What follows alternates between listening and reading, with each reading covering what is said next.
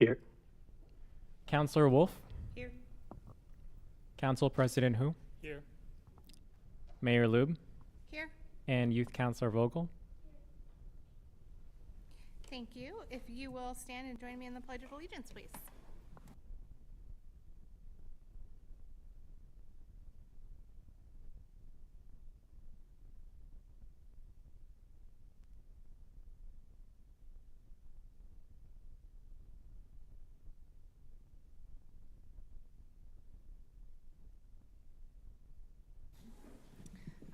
Council or city team meetings, any non-agenda items this evening?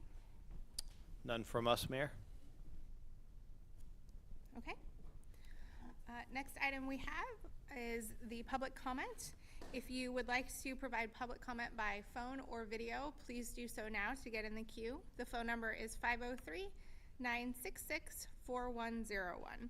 And anyone wishing to comment in person, there's a sign-up form at the front of the room for you.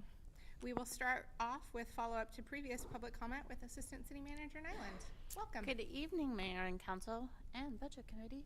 At last week's council meeting, we had two people provide public comment. Both were in person. The first person had previously talked about banning fishing at Summer Lake Park. She returned providing an update because of the ongoing harm to wildlife.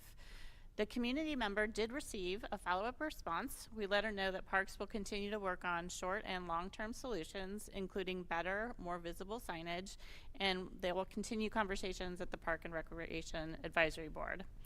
The second commenter and his daughter spoke about the importance of safe routes to school investments. He was advocating for continued support so these routes could allow year-round travel and not just on the designated or hosted days. They also received a follow-up response. We shared information about our strategic plan and our complete street schools, which focuses on active transportation for all ages and all abilities. That is my report for tonight. Thanks. Thank you. We did not receive any public written comments by noon yesterday. And we will start off with in-person comments. In-person comment is an opportunity for the community to come and speak to council and hear what you have to say. So when I call your name, please come up and you have 2 minutes to talk to us. And so the first person is Herschel Shadian. Shadian, come on up, and we'll turn that microphone on for you. Yeah, welcome.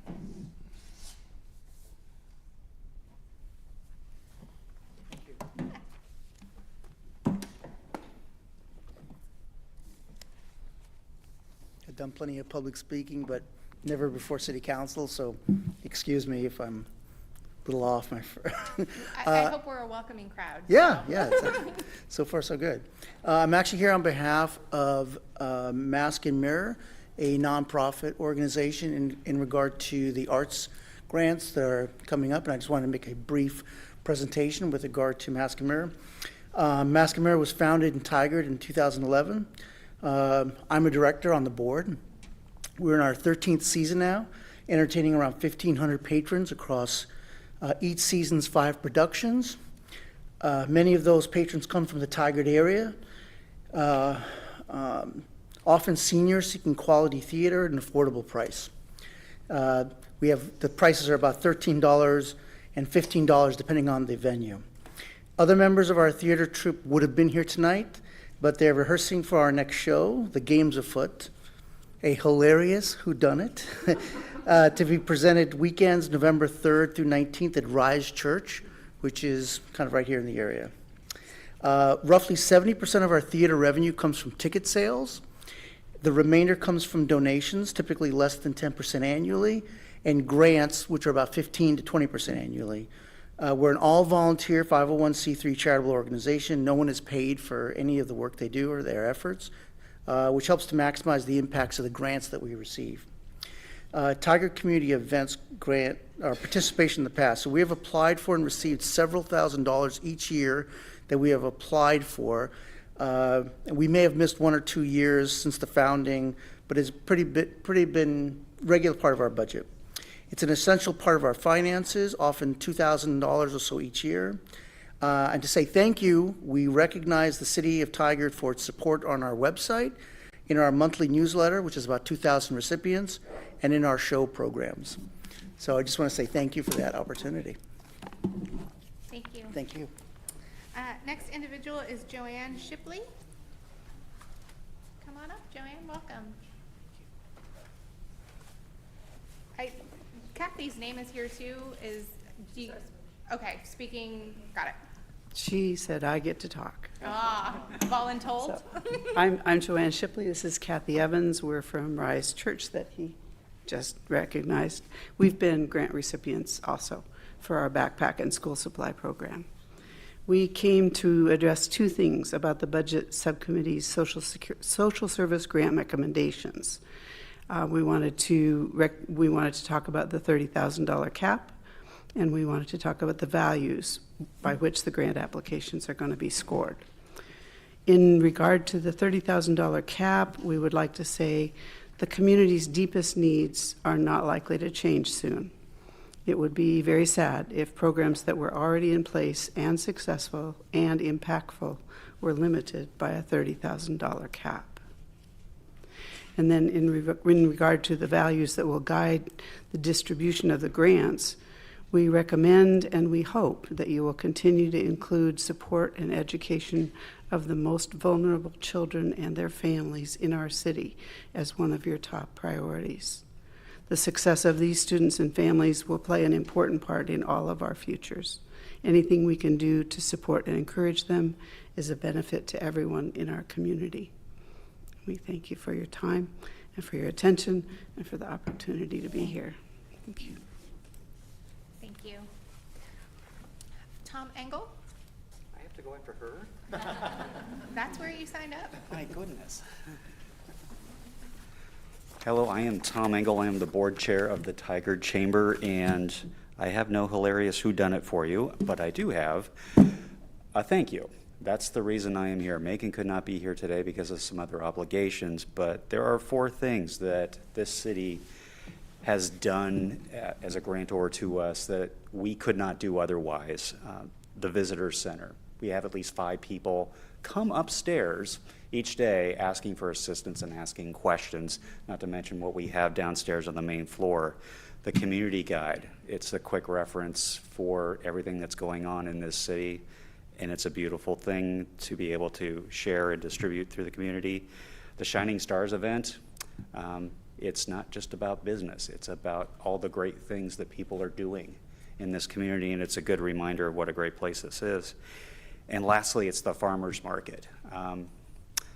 Where else can you go and have a pet costume contest for Halloween, fresh produce, and all the accoutrements that go with that? So I realize there are a lot of competing interests, but we wanted to just show up in person to say thank you and not just take your money and send you an email. We take this seriously. We want to be good stewards of the resources you're giving us. And again, thank you. Thank you. Next on the list, we have Kevin Bates. Welcome.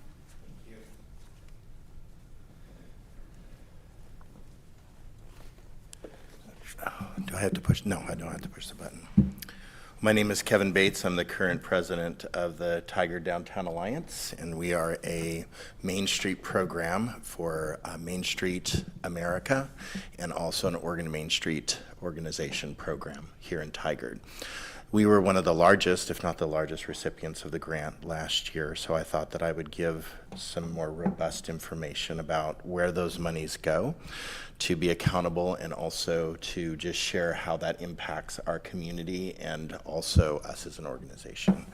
So we're not a business organization, like some people think we're just the business organization. We're actually a community organization that focuses on community members, stakeholders, and businesses. So in order to be the 501c3 nonprofit Main Street program, we have to focus on a more broad range of population than just businesses.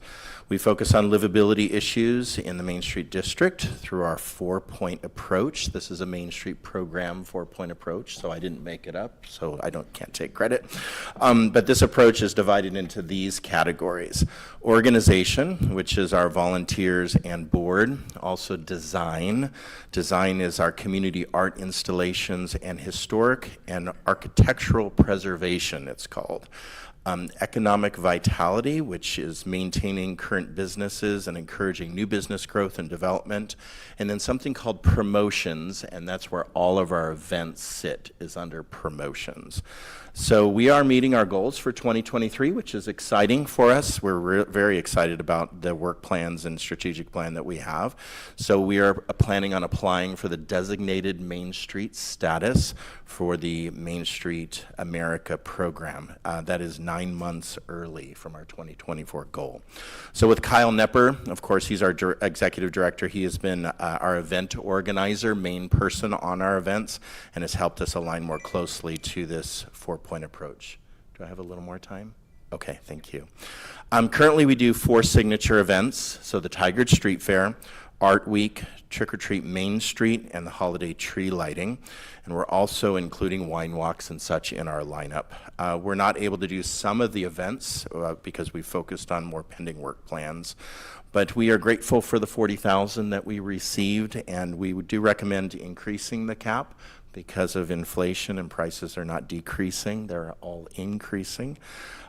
Because according to some statistics, every dollar that we invest in Main Street America programs, it's $30 of private sector investment on top of that. So 40,000 equates to over $1 million. So our street fair definitely reached demographics and numbers we've never seen. Our time stamp has been about 7,500 people, 120 booths, 2 stages, full lineup of entertainment. 85% increase in businesses polled in sales that day, so we're very pleased about that. We're expecting the same. So our funding has allowed us to allow events to carry proper weight. We know from Main Street that community is not built on events, but events encourage community. And so that's where we want it to sit, is encouraging community. And so we are looking at putting our efforts in other places if the events are funded. If they're not funded, then we have to go out and fundraise for the events. So right now we have 4 businesses interested in the open spaces. We have a European bakery and market, a pizzeria, butcher and delicatessen, and a high-end boutique pet store interested in all of the spaces. So since we've been able to focus our attention on those things, we're able to do the other important work. So I just advocate, kind of that was my pitch, to try to get us more integrated in our relationship with the city, financially more integrated, just to guarantee some funding going into next year. So I appreciate each one of you. Thank you for the $40,000. Definitely that's a huge gift to us, and anything that you would consider in the future would be a huge gift as well. So thank you. Thank you. Valerie Sasaki?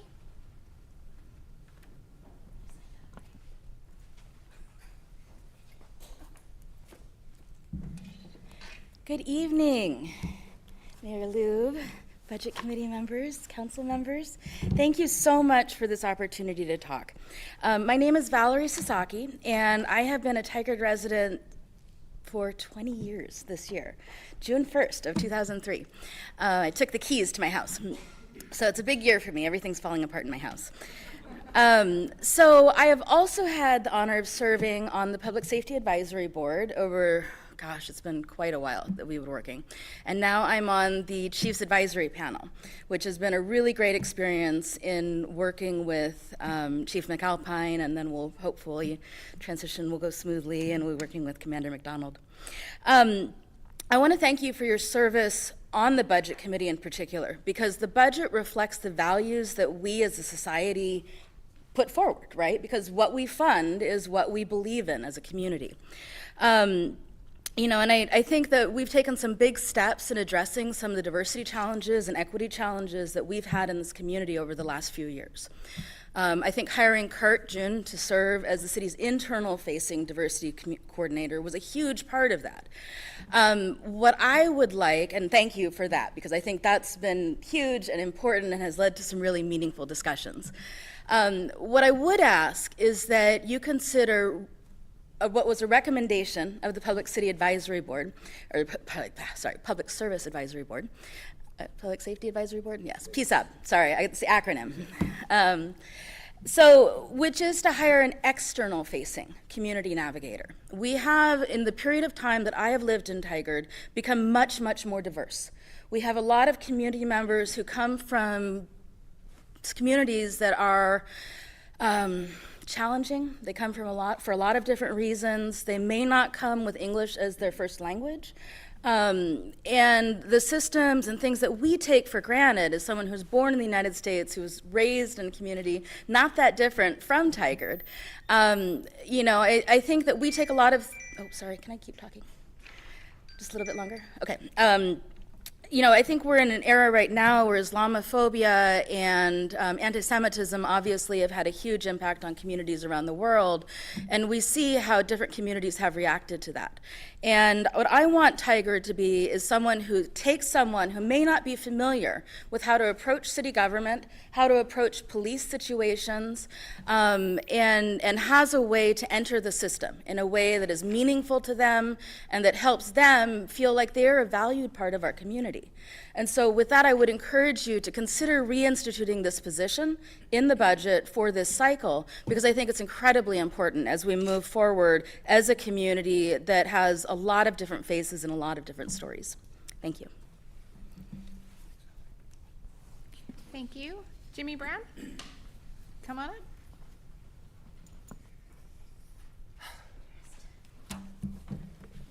Good evening to all of you.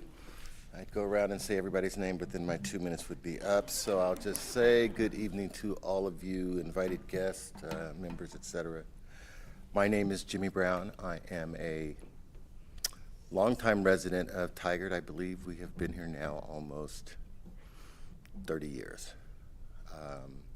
I grew up in Portland and spent much of my youth running around out in Tigard when there were shotgun shells and everything else out in the fields that now house many thousands, hundreds and thousands of people.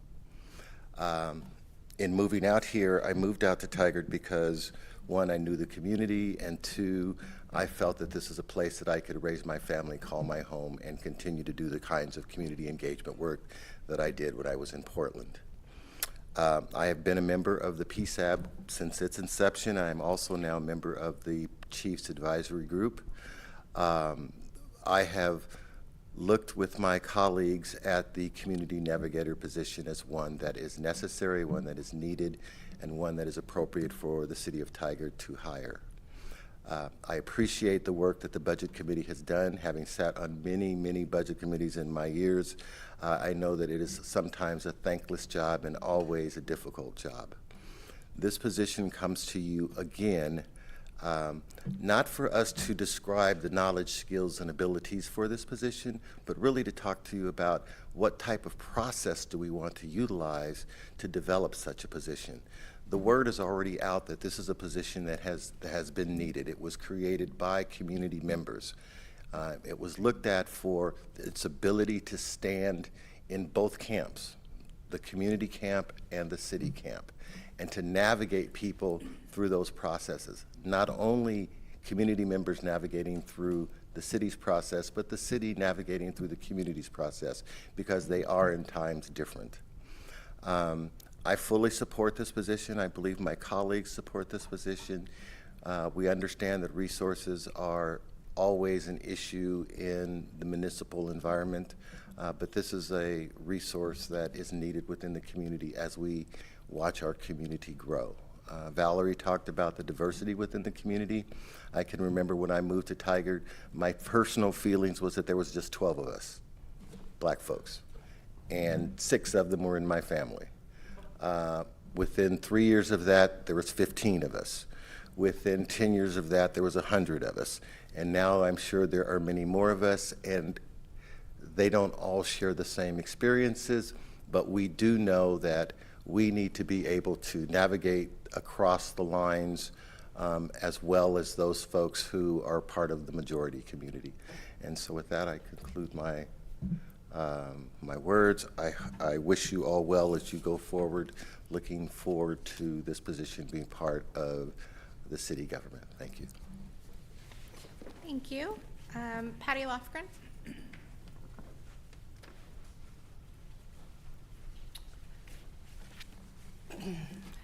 Good evening, everyone.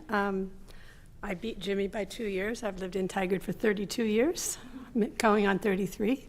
And I had the honor of serving with Jimmy and Valerie on the Public Safety Advisory Board. It was one of the most rewarding experiences of my career. It was just enormously powerful, and I learned so much. I have been taking Italian for 10 years with a group of people who live in Portland, and they used to tease me about living in Tigard, and now they're jealous. Now they want to live in Tigard too. Tigard has become so open, welcoming. I mean, with Chief, I'm also on Chief's Advisory Panel now after the PSAB, and Tigard has just become so welcoming and equitable, and the council values. It's such an honor to live here, and I remember that when we as a PSAB were considering the community navigator position, it was called an ombudsman person, and no one knew what that meant.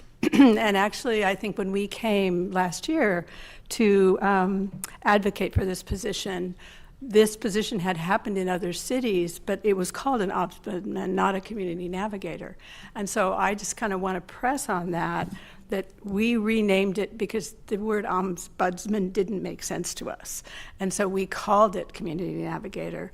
But one of the things that we wrote in our recommendation was not only that it would afford justice and equitability and transparency and accountability, but I brought my notes from January 2022. This position would be responsible for reviewing city department practices, identifying and eliminating institutional racism to ensure equity within all city operations and structures. And that just seems to me to be along the lines of what Tigard has been working towards for a very long time. And in particular, in recent years, I think we're actually getting closer and closer to that. So I would really like to advocate for this position becoming part of Tigard. Thank you all. Thank you. Network Administrator Vang, are there any phone callers in the queue or anyone wishing to testify by video? There's none at the moment. Okay, thank you so much. We will move on to council liaison reports. Does anybody want to go first? I can find mine. Councilor Shaw, you look like you're excited. No, I was just going to say, Mayor, I don't have any this month that's ripe for announcement, but certainly will. We have our next liaison and meetings, except perhaps one announcement that the brand new bike map route is out. So if you haven't seen it, maybe there's some copies there at the council chambers, but that's exciting. And the TCAC worked very hard on that, and just want to provide kudos to them. But again, it's the new bike route. That's it for this evening for myself. Thank you. Okay. Councilor Singh? Yeah, I have 3 updates. So the Regional Water Providers Consortium Board meeting, I attended that meeting on October 4th evening. So the board elected a new at-large executive committee, 2 members. I think they're still looking for 1 more. And they also approved the revised and restated consortium intergovernmental agreement. The board also reviewed and provided feedback on the draft consortium 5-year strategic plan and discussed the 2024-25 fiscal year budget and work plan concepts. Library board update for the library board. I was unable to attend, but I received notes from Rocio, who is Tigard Public Library's new confidential executive assistant. So the meeting was on Wednesday, October 11th evening. The library has been working on their climate resilience goal.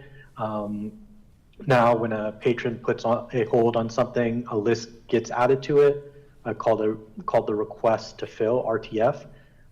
If the patron doesn't pick up the hold, another list gets added to called Unclaimed Holds. And in the past, these lists have been printed out for circulation staff to pull books through the day. And now circulation staff started using iPads exclusively on September 1st for RTF and Unclaimed Holds, which will save 11 reams of paper annually.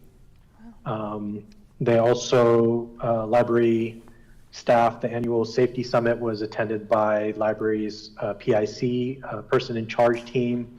Takeaways included deepening their learning on giving trauma-informed response, serving the unhoused community, and what Toronto Public Library is doing for alternate approaches to their safety and security. And Kelsey Anderson from the PD shared information about the safety levy. And then the last update is the Planning Commission update. The last meeting that I attended was on August 21st. I'm not sure if I updated y'all on that, but I attended the Downtown Reimagined walking tour. So I just want to thank Tom and Sean from the Community Planning Division for leading that. And those are all the updates for me. Thank you. Councillor Wolf? Thank you, Mayor. Just a couple. The Community Development Block Grant Policy Advisory Board met just this past Thursday. We are in the process of awarding kind of the final ARP funds from the federal government. So we had two nonprofits apply for the social services home ARP funds. The total bucket available, I think, was $700,000. $780,000 was requested. $500,000 is available. These funds actually are to be used almost in tenant assistance. So rent in arrears, rent to keep you current, or a utility assistance. Both are homeless shelter providers, but then are expanding those services as well. And so it was a great opportunity to hear their visions, and so that was last Thursday. And then the Community Engagement Committee also met shortly after our last update, and really looking at what are we, wanting to be, are we influencers, are we sharing of information, what is our role and capacity. And one of the things that DIB manager June shared was an idea of a workshop that I think the committee would be very interested in maybe being that first pilot. How does that work with our committee, and then expand it from there. It was a great conversation. And then I also updated the committee on the safety levy as well. And then I would do just a quick shout out to Mayor Lube, Councilor Shaw, and myself for attending League of Oregon Cities Conference. And I attended two sessions on homelessness. One was, of course, the general session on Saturday morning. Community engagement, things that were shared. I just want to do a shout out to our Tigard staff. I feel there's a lot of recommended steps that cities should be doing, and I just kind of felt like I was, yes, we're doing that, coffee with a cop, meet the mayor, community events, being present, community academy that the police force already does. And so many of these things, Tigard is very actively engaged already. So that was great to hear. That's it. Tigard does a great job of leading the way, I think. Youth Councilor Vogel?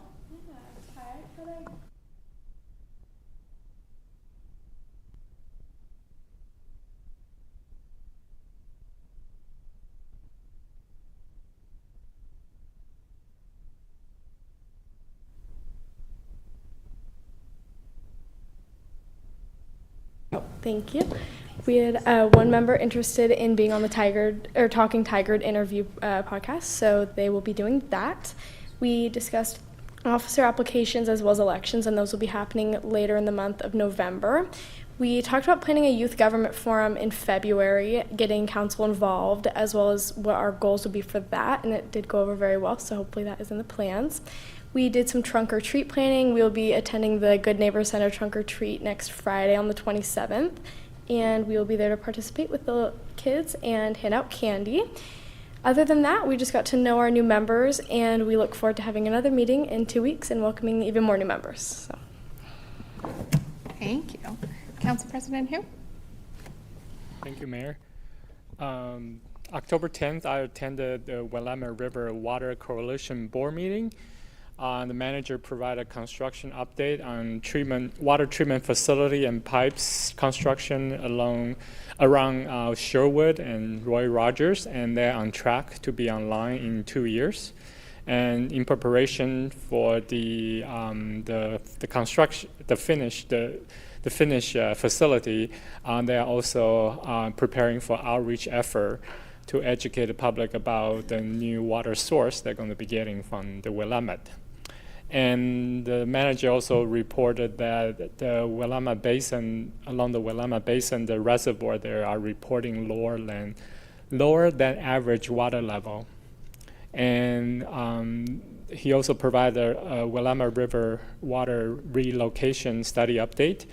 This is a project in process to relocate stored water in U.S. Army Corps of Engineers, their dam in Willamette Valley Dams, and they thought it was going well, but now the federal government certainly believe that there isn't an adequate Endangered Species Act consultation before they start relocating the water source. So they are working through the hiccup, I guess.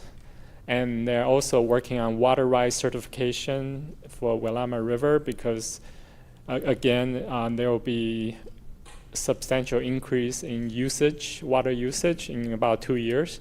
So they are working with the various partners to ensure that we coordinate with each other to obtain the water rights certification, so no one gets shortchanged.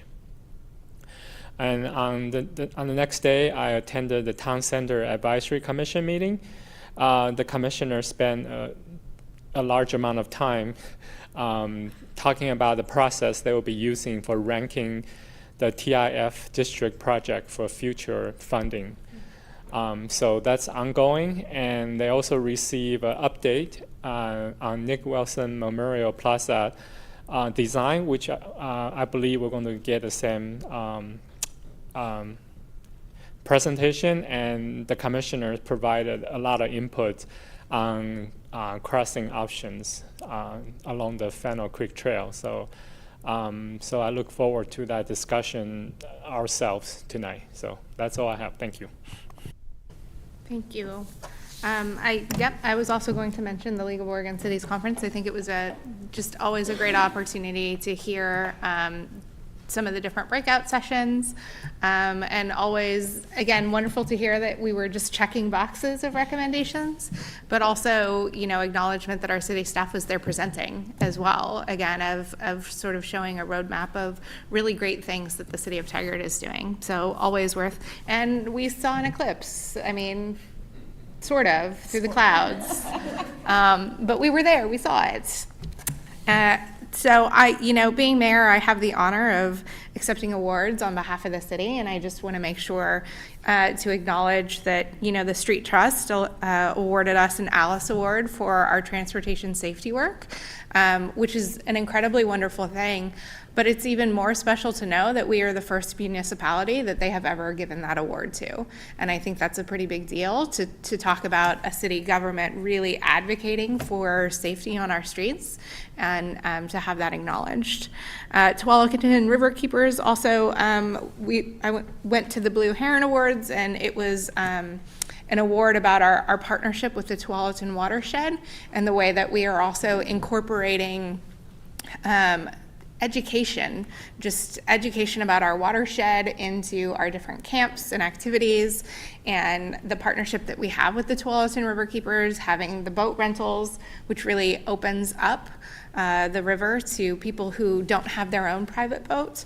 And it's really fun that our recreation camps also participate, and kids for the first time are learning what it's like to be on the water. So it's a pretty special partnership, and taking care of the natural resources, which fits I think, along the lines of our climate policies. But just acknowledging that, you know, previous councils sort of started to lead the way in this work, and our city teammates are the boots on the ground every day doing the work behind the scenes. And I just have the luxury of accepting the award on behalf of the city. So really just an incredible acknowledgement to the work of City Council and to our teammates, being advocates not only for, you know, the infrastructure of our city, but truly the livability of what it means to live here. So I just wanted to acknowledge that. The MMC is working, you know, before the next session, just on relationship building with different representatives and really showing them what it's like and taking them on tours. And so that is starting this week, which is important. And the only other thing I really want to mention is have been doing a lot of work talking with our Washington County Board of Commissioners on Ordinance 882, which is the tile flat extension, and really expressing our concerns over the expansion into River Terrace 2.0 area, and our concerns with putting that road in, and trying to make it clear that we are not advocating for that ordinance. So really important work there. But that I will just summarize and leave it there. And we will move on to the budget update with the Budget Committee. And we will ask Deputy City Recorder Raymundo to call roll for the Community Budget Committee members here today. Clarissa Benfield. Present. Leah Voigt. Here. Timothy Cadman. Here. Jake Schlack. Here. Kelly Pement. Here. Jim Knowlton. Thank you. And then I will turn this meeting over to Budget Committee Chair Jake Schlack. Thank you, Mayor Lube. It's great to see everybody. I hope everyone had a great summer. So just some friendly reminders, since it's been a few months since we've been in this environment. Please remember to turn on your microphone when you're speaking and mute your microphone after you are finished. And since we have a mixture of people here in person and remotely, I may go around and ask each of you for any questions or comments prior to concluding each agenda item. To start off the meeting, I'd like to pass it over to City Manager Steve Reimer to introduce today's presentations. Thank you, Chair. It's nice to see everyone as well. It's been 5-6 months since we last saw you sitting in this room, and we appreciate the opportunity to come back. As you may recall, one of the conversation points was trying to check in a little more with the Budget Committee, bring forward some financial information as well as other information of importance. And so tonight, the majority of the information is really for your information, where we're just sharing different budgetary numbers, information about our fees and charges, and then obviously the discussion on the grant process. Tonight is not decision-making on that, so we're looking for input. But there is one thing, as you've heard already, about the community navigator position. So we are looking for formal the recommendation and formal action by you tonight in consideration of our recommendation. So with that, I'm going to turn it over to the team to walk through some of the financial information. We have Cleena, I believe, yep, there's Cleena, I see her, and Eric Kang here next to me. So Eric, let you and Cleena. Thank you. So again, my name is Eric Kang, Finance Director for the City of Tigard. It's good to see you all. So today, if we could actually jump a couple slides. The next slide. There we go. Okay, so today I plan on walking through the committee through the general fund for the fiscal year, the current fiscal year, for year-to-date update. And the general fund was selected today since it is the primary discretionary fund of the organization, and I will be briefly touching on the special revenue and enterprise fund at a later presentation today when we discuss the fees and charges. So this first slide here, this really shows the history of the revenues for the general fund for the last 4 years compared to the current FY24 budget. As you can see, the property tax is the single largest source of revenue for the general fund, but you can see the diverse revenue streams that make up the general fund. franchise fees and intergovernmental revenues do make up the second and third largest source of revenues for the general fund. But one key takeaway from this comparison to show some of the explain some of the variance year over year is that in FY21 and FY22, there was some significant federal funding during the pandemic, which is the CARES and ARPA funds. Those are all one-time funds received during that time. And so you do see a drop-off in the current fiscal year and the last fiscal year, which is why you see the big decrease in the yellow. Next slide, please. So in this chart is a snapshot of the general fund revenues year to date as of August 31st. And you can see there's a dashed line on the chart. That represents 17%, which is a benchmark for 2 months out of 12 for the year, just to show the progress through August 31st and where we would expect, just at a point in time where revenues could be. Some key takeaways for this slide is that obviously property tax and franchise fees show up as nearly zero, and that's because due to the timing of when those funds are received, which is generally in December. So we don't have anything recorded yet. Another key takeaway in here is that during the budget process, we had anticipated a significant increase in investment revenue, and as you can see, our investment earnings are trending as expected at 17% for the year. But overall, revenue variances this early on in the year are going to vary quite a bit. Next slide. And so on the expense side of things for the general fund, these are broken up by functional categories as reported on our annual financial statements. Policy administration, community development, community services, which actually includes public safety and public library. And then there's some transfers out as well.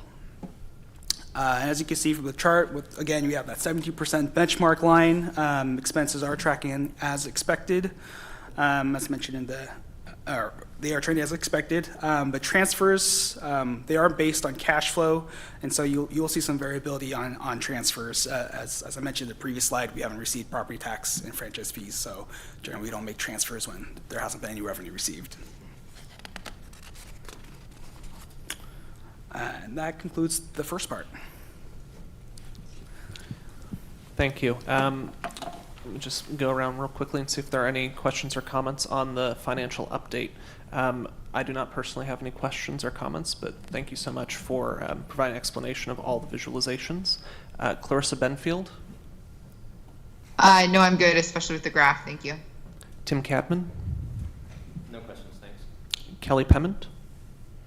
No questions. Leah Voigt? No questions, thank you. Mayor Lube? No questions. Councillor Hu? No question. Councillor Shaw? Thank you. I do have one question.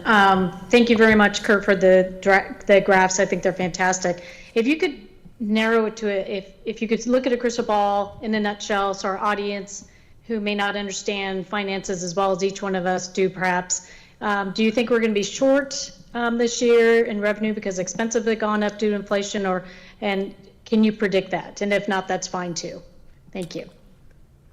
I'd say this early on in the year, it's very difficult to predict that. I'd say, some of the more reliable revenue streams, property tax and franchise fees are fairly consistent year over year. There is some variability with some of the fees and charges and the permits, and obviously investment earnings, that's kind of dependent on the market. So I know that's a bit of a non-answer, but it is very difficult to predict at this point in time. But the bulk of the revenue streams are consistent year over year, so I wouldn't say there is a current danger of a large shortfall. I can say that with confidence. Thank you. Councillor Singh? Thanks for the update. I don't have any questions. Thanks. Councillor Wolf? No questions. Youth Councillor Vogel? No questions, thank you. All right. Next part of the presentation is an update on Q1 budget supplementals, right? Cool. I'll hand it over to Budget Manager Kalina Plath. Thank you, Jake. And if you can go forward a slide.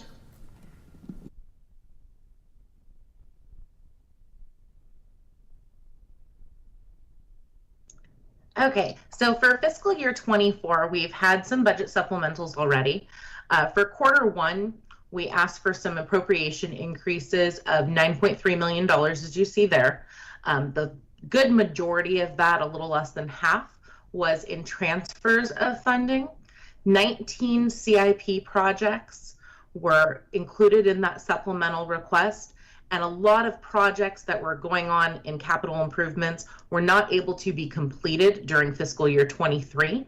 And so you see there we have $2.2 million in carry forwards and then $2.6 million in new requests. So what that was is that was budget money that we already had set aside on that 2.2, but we were unable to complete the projects, so they were moved forward into this new year.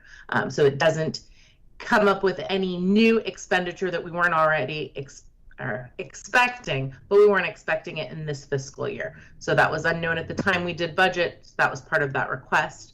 The other large item that we had was the TPOA contract, and the TPOA contract needed an additional $108,000 in levy funds, and then $715,000 in general fund.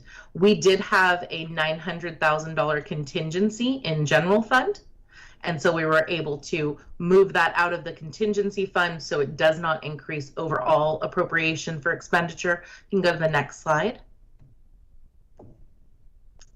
So here's just the overview of what happened with some of the funds. With general fund, you can see where we've increased the budget there, and that was for, as I said, those CIP amounts, reduced the contingency, and then we still have a healthy reserve for future. Next slide. Similar item you see in gas tax, where we were moving that. There was a transfer in gas tax where there was an amount that was in city gas tax that actually should have been in gas tax. And so that's where you'll see the reduction in the transfer out, and then you'll see that in the next one on next slide. City gas tax. So here you see a large transfer out, and that was just the transfer between the two funds. Again, we still have good reserve for future expenditures. Our criminal forfeiture fund. This one was due to one of our CIP projects, and then also $25,000, which was utilized to make flyers for the impending PD levy. Next slide.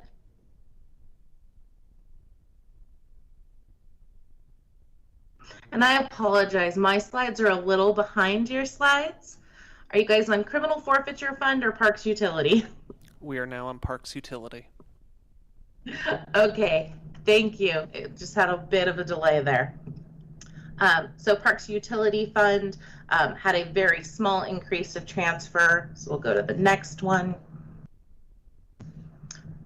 Police Levy Fund, this is where you see that other half of the TPOA contract for all of the officers that are funded by the police levy. Next slide. Facilities Capital Fund.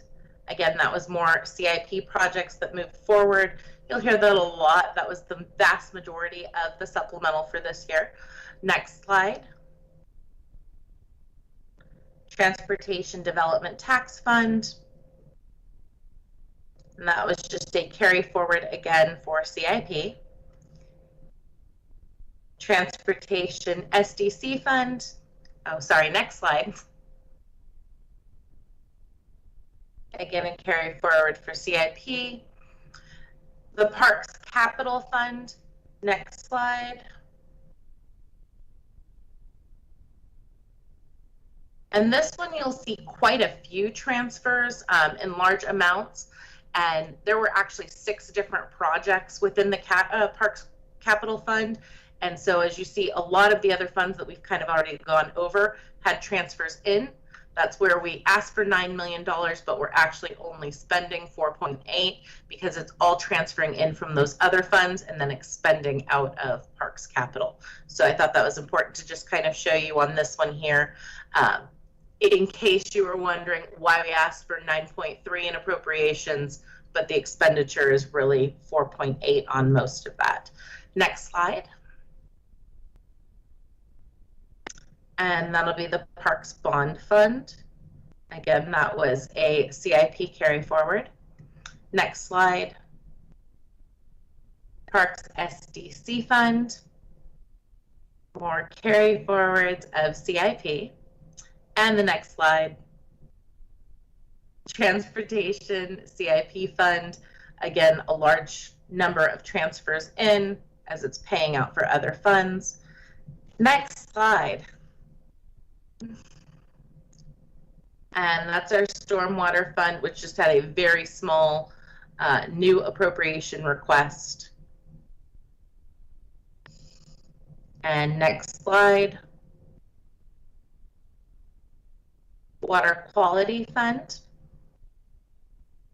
And that had a new amount for this year that was planned to be expended in last year and also carry forward. So next slide. Water fund, an additional transfer out, which went into one of the other funds. Next slide. I'm almost done. Water CIP fund, again, another transfer out. And as you noticed in each of these, the reserve for future expenditures was still healthy. And water CIP fund. And this one here did also have some transfers in that we just snipped to show you that the resources went up and the work in progress as well. So that was all I had. That was two different resolutions that went through the TPOA contract 23-28, and then the first quarter fiscal year 24 resolution 2329. So there are more details attached to each of those resolutions if anyone had any questions in detail on them. Otherwise, I'm open for any questions. Thank you. I appreciate you going through all of the fund summaries. As a guy who really likes spreadsheets, I enjoy seeing all of this detail, even in slideshow form. One question, just would you be able to refresh my memory on the difference between the gas fund and the city gas tax fund? On the gas fund and the city gas tax fund, they have some different requirements and kind of where they're coming from. Honestly, Eric or our Public Works members can give a little bit more detail on that. I can tell you it went through Public Works, and on the CIP page in detail in the budget book, it will show the correct fund. And then when they did the detailed transfers, it was selected the wrong fund amount. So that's where there's a transfer there. It didn't change what was originally expected to be utilized from the project, but it was a slip in fund that was selected for the transfer. Thank you. Clarissa Benfield, do you have any questions or comments? No, I don't think so. Can you go back just like one, or can you guys go back like one or two slides?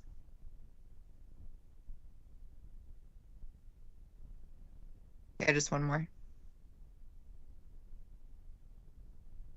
Okay, I just was seeing how many. Okay, I'm good. Thank you. Thank you. Tim Cadman?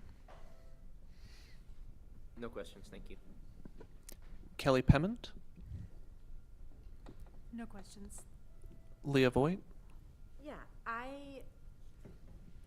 maybe I just missed it because I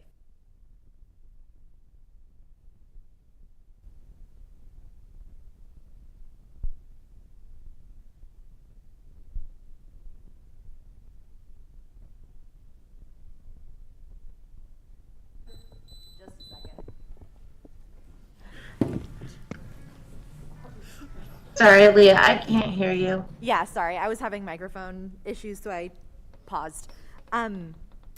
So some of, about 4 million was just things changing around in funds, but kind of where it was kept or spent from, but we intended to spend it anyway.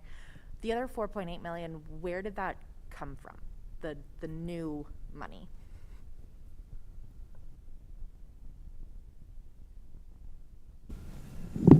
I could comment on that. So the bulk of that funds, those are carry forwards. So projects that were not spent in last year, just carrying forward to this fiscal year. So it's just a reappropriation of the funds that were already appropriated in the past. So think of like a construction project, right? Behind schedule or whatever it was. We anticipated that it would be fully spent last year. Well, it wasn't. And so to carry it forward, we're just moving the money from one fiscal year to the other. Does that make sense? Yes. Okay. I thought that accounted for like half of it. And my question is, what about the other half? I think the other half are the transfers.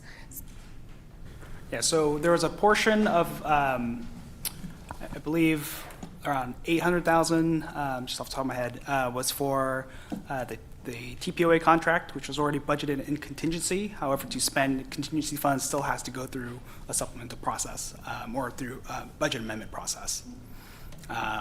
She mentioned that, but that's 800,000, right? Which is different than 4. Yep.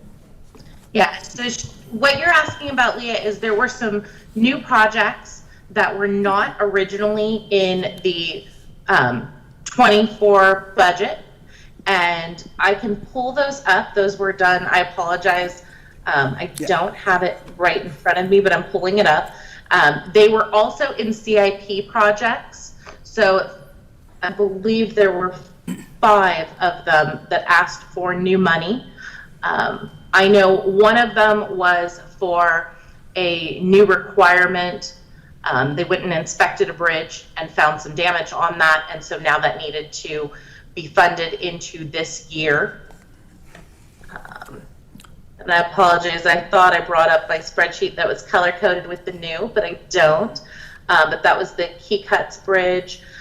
There was also, I believe, $55,000 for Power at the Pedal, which was new, and that was a grant that we received that we did not anticipate prior to that. But I can pull up all of those details if we want to move forward in the presentation, and then we can come back to it, and I can give you a rundown of each of those. If I could just add really quick, there's one key item that I did just recalled. There was the library HVAC installation, so that ended up being significantly more than anticipated and budgeted, and so there was an additional request of, I believe, $1.2 million from a future project, and to reallocate those funds to the HVAC project, and then find a different revenue source for that other project at a future time. And I think one of the others is going to be the Fano Creek Trail. And that is a project that ODOT is running the construction bids for, and it came in significantly higher than what we were looking at, and that was a request of $1.2 million in this supplemental, and the library HVAC was 1.3 million. So I think that makes up most of them. Okay, thank you. Yeah, those numbers are much more in line with the question. And then this is just a process question for my own education. It can be answered after the meeting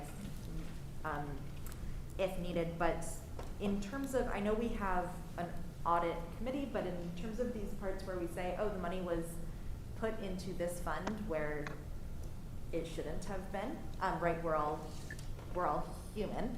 But what, just so I can understand a little bit more of what's going on behind the scenes there, not even necessarily how did it happen, but more how was it realized? What's that kind of oversight or safeguard process look like? Okay, so I apologize if I said it was put into an account that it wasn't supposed to be. So what happened is the CIP pages, that large portion of our budget where it details out all of our construction funds. And so at the bottom of there, it stated the correct source of funding. However, when it was typed into the system and, hey, we can't have a meeting without saying Tyler, We just switched to a new ERP system that actually integrates in with our budget. Previously, we were using an Access database. And so within that Access database, the CIP sheets lived in one area, and then the transfers lived in another. And those funds are really similar. One is Fund 200, one is Fund 205, and their titles are super similar. And so it was just typed in the wrong fund number. Money did not actually move from that. When they went to actually utilize it, they looked at it and said, oh, this is not correct. And so we made that change here. But because it was not in our total details, we absolutely want to be clear on that and say, if you look at the CIP page, it shows that that is where the funds were coming from. However, when we did the appropriation, we did not pull the appropriation for the correct fund. So it was, I believe, 160,000. Yeah. And so we want to show that here, that we are moving that appropriation from one fund into the correct fund. So no actual money was used, no money was spent from the, oh, sorry, not 160, $1.6 million. It's been a little bit since I looked at these numbers. And so we just want to make sure that that's very clearly done and that we're following appropriations. Wonderful, thank you. I remember last budget cycle, I learned, I forget it now, but there was a very fancy word that essentially meant like fixing typos in the budget, and I feel like Scrivener's. Scrivener's errors, yeah. Yeah.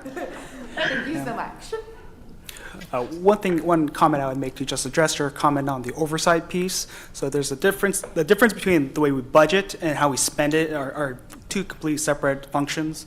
So on the spending side, there is oversight in terms of the audit process. They do look at all of our funds and how we spend it. So if the appropriations aren't correct for the right use, we do make corrections to ensure that, like what we're doing, the action we took here, that the appropriate funds are spending appropriately, because the auditors do review the expenditures for each fund. Councilor Wolf? Just one final follow-up for the Budget Committee members. On October 3rd, I believe, was the date that Budget Manager Plath and Finance Director King did an outstanding job, very detailed, of those changes for the quarterly update, which was adopted by Council. So I encourage you, if you have questions, whether that's looking at the materials or to watch the presentation, they really did a fantastic job. And to piggyback on that, I think in the spring when we talked about the budget, we had a conversation maybe of having that meeting as part, or inviting the Budget Committee as well. So just kind of note that maybe for those next quarter adjustments, that you all are, included in that, so you're part of that. It was an excellent presentation, and Jake, all sorts of spreadsheets, so you would have loved it. So thank you. Thank you. Mayor Lube? Yeah, I just want to add that I did, after I saw that they weren't aligned, I put in the request that those two, this meeting and the council supplemental meeting, should actually happen in the same night. So that education piece for the Budget Committee continues to be there, with the understanding quarterly the changes that are being made. So you can look forward to that in the future. No, sorry for them not being on the same day. Thank you. Mayor Lube, do you have any questions or comments? No. Thank you. Councilor Hu? Nothing from me, thank you. Councilor Shaw? Thank you. Just echoing what Mayor had said, and also Councilor Wolf, so I won't repeat that because that was my thought as well. But perhaps just a reminder, even though I know it's in the budget books and we read them all thoroughly, but maybe on the slides we could put what the acronyms mean. So TPOA, CIP, I think the other one was SDC, just so folks who are watching can see, maybe a little asterisk somewhere. But you all know I love my acronyms, but I like spelling them out too. Thank you. Thank you. I think that's a great idea. Councilor Singh? Good suggestion, Councilor Shaw. I have no questions. Thanks. Thank you. Councilor Wolf? I do have one other idea for future quarters, and it just struck me as Budget Manager Plath was walking through the adjustments. In the budget, we talked about that allocation of money. I want to almost say 50,000, but I may be wrong, about rethinking how we allocate. And then also with Tyler rolling out in October. So I know that you all will start on the next budget cycle at the beginning of the year. So maybe as an agenda item for the next quarterly meeting, kind of an update on whether that allocation software or system is coming together, how that's looking, and the impact of that, if that makes sense to you all. I know that was one of the things that was a priority going into the next budget, is to no longer use that same allocation process. So just a thought. Thank you. Youth Councilor Vogel. Just would like to echo what Councilor Shaw said, but other than that, no questions. Thank you. Next section, or next agenda item is an update on the grant subcommittee updates or proposals. So Finance Director Kang, I'll hand it over to you. Thank you, Chair. So if we can go to the next slide, please. I just want to share, so the Budget Subcommittee was organized or convened on September 13th, 2023, and this was in response to a follow-up from the Budget Committee process last year to provide more guidance on the selection process for future grant cycles. So this Budget Subcommittee included Councilor Wolf, Budget Committee Chair Jake Schlack, and Budget Committee member Tim Cadman, along with city teammates. Next slide. Again, this is the purpose. The objective of this committee was to consider guidelines and suggestions from the subcommittee. I do also want to note that today's agenda was shared with all of our past grant applicants, just so you're aware. Next slide. Some of the key recommendations from this committee. I'm going to break it down between the social service grants and the community events grants. So this first slide section is on the social service grants only. So some of the key requirements, key examples of requirements are recommended by the subcommittee are outlined here. The full guideline is included in the agenda packet. So I just want to highlight some of the key areas. The first item is to explicitly require the organization to be a 501c3 organization, which is also known as a public charity, a government agency, or an organization that has a fiscal sponsor that meets the definition of either a public charity or a governmental agency. Other key requirements that were recommended by the subcommittee is to align with funding priorities of council, add additional requirements to demonstrate fiscal responsibility and accountability through grant reporting, and then make awards based on a consistent scoring rubric, and then cap grants at $30,000 per year. One thing to note on the cap is that is the highest amount any single organization has received from this program in the last few years. And the cap was recommended as an intention to allow for a wider reach of funding for more organizations. Next slide, please. And again, this is a recommendation from a process standpoint, and allowing an opportunity for setting priorities on an annual basis, and this can be up for future discussion. Next slide, please. So this next section is on the community events grants. This differs somewhat from the social service grants.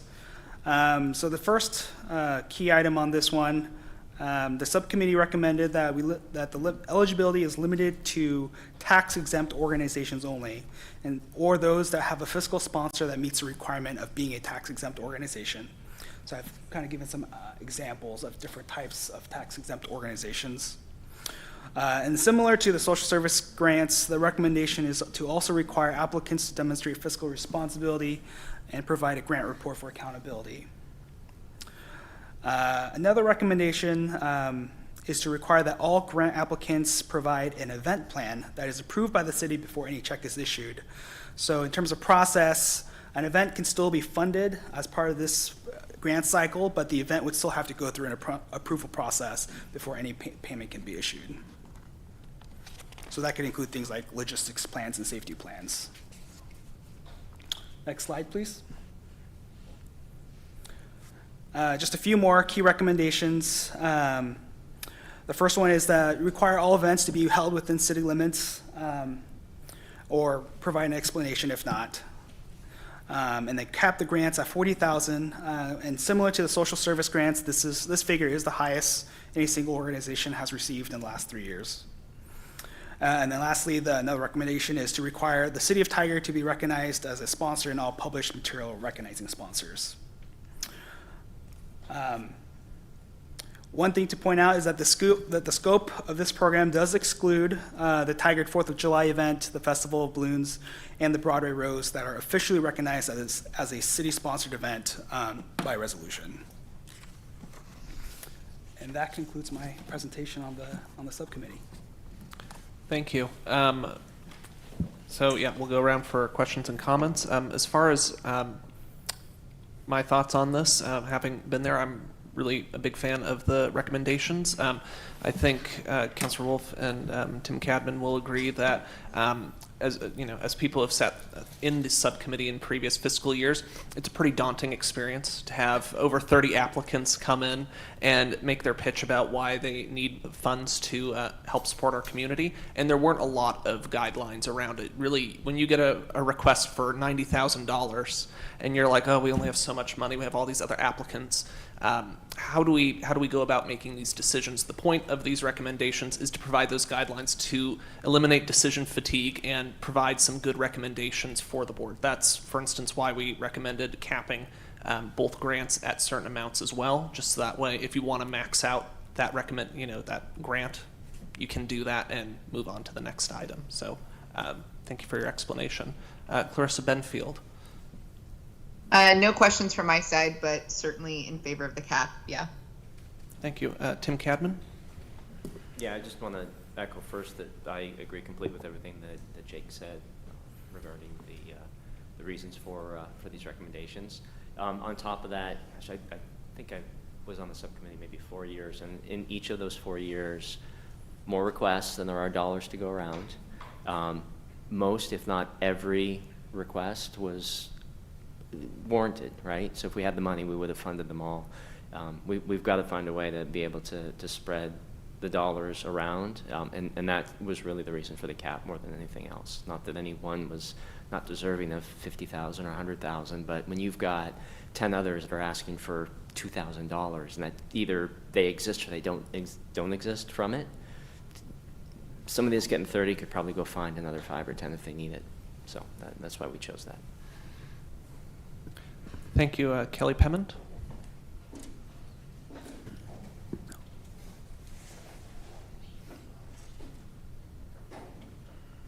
We should put batteries in our budget or something. No, I don't really have any, well, I think my question is just about the scoring matrix that it said you guys are developing. I'm really curious about it, and I assume you're probably not in a position to share anything right now, but at some point I'm looking forward to seeing how you guys are developing the scoring matrix, and can't wait to see it. That's all. Did you want to? If I could comment on that? Of course. So staff is taking the first look at the scoring rubric, and then we'll be coming back to the subcommittee for with an update. Thank you. One comment I'd like to add on the scoring matrix. This is something that some grants, some people have used before. I remember when I was on a committee, the Marlon Henderson grant is also being decided at that time, and Mr. Henderson has had a scoring matrix at the time, and it's part of eliminating that decision fatigue of you're giving scores on certain criteria that we care about, like how it aligns with funding priorities, how many funding priorities does it align with, and so on. And so the idea is not for that to be the end-all be-all for making decisions, but to give sort of a first pass at what we think the funds should, or what the grants should be, just based on the presentations and our initial reviews. And then, of course, everything is at the discretion of the committee from that point onwards. Sorry, follow up. So do the grant applicants get access to that scoring matrix before? Okay, all right, thank you. Thank you. Leah Voigt. Yeah, I really support the development of a matrix or a rubric. For purposes of transparency, right, especially when we're talking about tens of thousands of dollars for organizations, and also so that we can talk about alignment with equity, with city goals. So I really value that. And in terms of, right, we're talking about adding staff time to develop this matrix, collect and review the grant reporting, collect and review the event plans. What kind of staff time addition are we thinking? I think it's all very valuable. And out of curiosity, what kind of staff time or dollar amount are we thinking that this will add to the process, and where might that funding come from if we're even there in the conversation yet? I don't know if I have a succinct answer for you today on staff time. Definitely will be an additional lift, but currently we do have a process for the old process for grants, where there was a substantial amount of time invested by the budget team to review the grant applicants and prepare the material for the subcommittee. So I would anticipate a little bit more staff time, but I wouldn't be able to give you an exact. Yeah, I know that on the preparation side, it definitely is, things are fully prepared. But looking at particularly the reporting requirements and that part in, because I know that can be substantial depending on, and I'm assuming that those reporting requirements are also in development. Do we have a model or other things that are going on in the city that is being modeled after? There's not a current model from another program. I think the intent from the subcommittee was for it to be a programmatic report on how the use of the funds, rather than a specific. I wouldn't say it's similar to like a federal grant report, but just more of a programmatic report. Okay.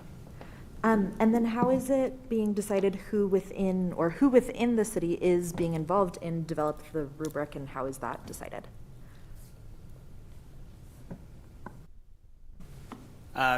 Currently, it is the budget team, but again, we'd like to bring this back to the subcommittee, or if this body chooses, we could always bring it back to the full budget committee as well. I know he's probably incredibly busy doing lots of things, but I would love to advocate for the involvement in the City of Tigard DEI manager to be involved in the process as well. Thank you so much. Thank you. Mayor Lube? Yeah, thank you. I want to thank the committee members for really taking the time to come up with this, because I appreciate it, and I think the structure is very much needed to these grants.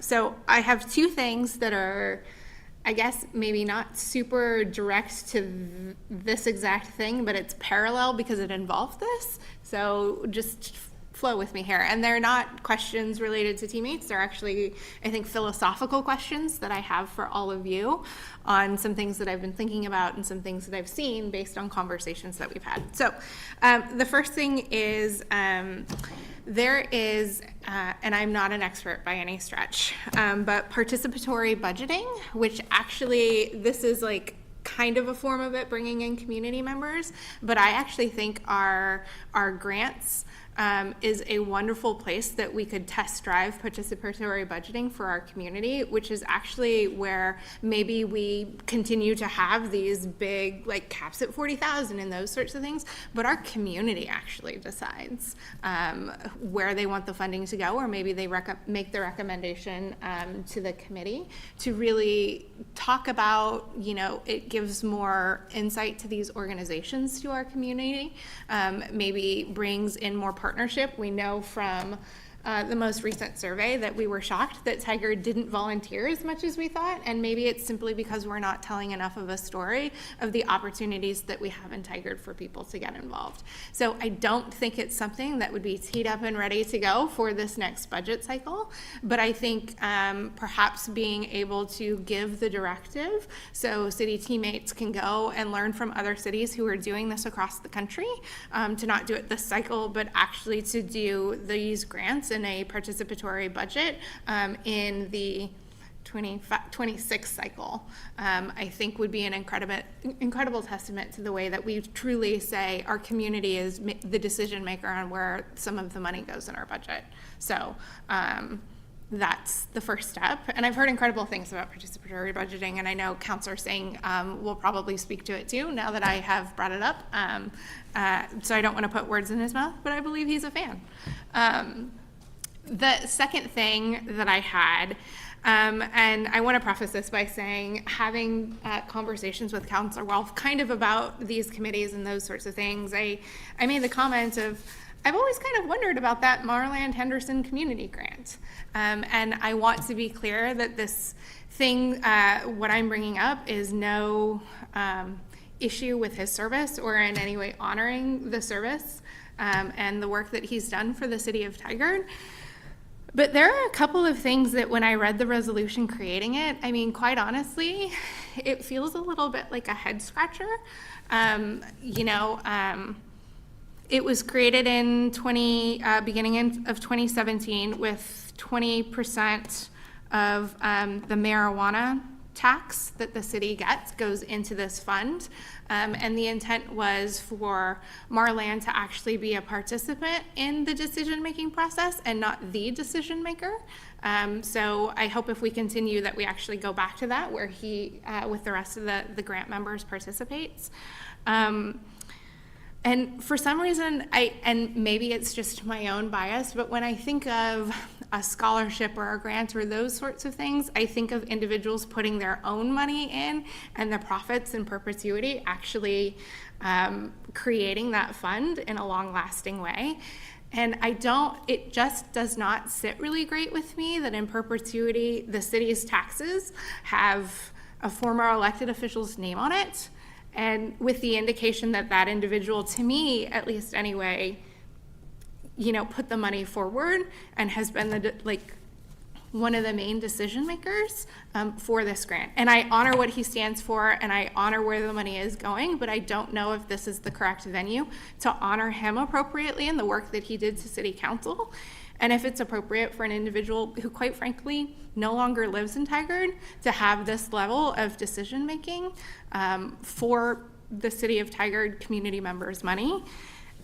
The other thing that I absolutely think that the City of Tigard, that as a council we should do something about, it actually says in the resolution that when Mr. Henderson is no longer able to serve, a member of his family will take his place in perpetuity. And that, to me, is incredibly inappropriate. So, two things, just thinking about if I think perhaps this money going into the social service grants to perhaps address this in a different kind of way and really honoring Marland Henderson as, the service as maybe a one-time thing that we do and not in perpetuity.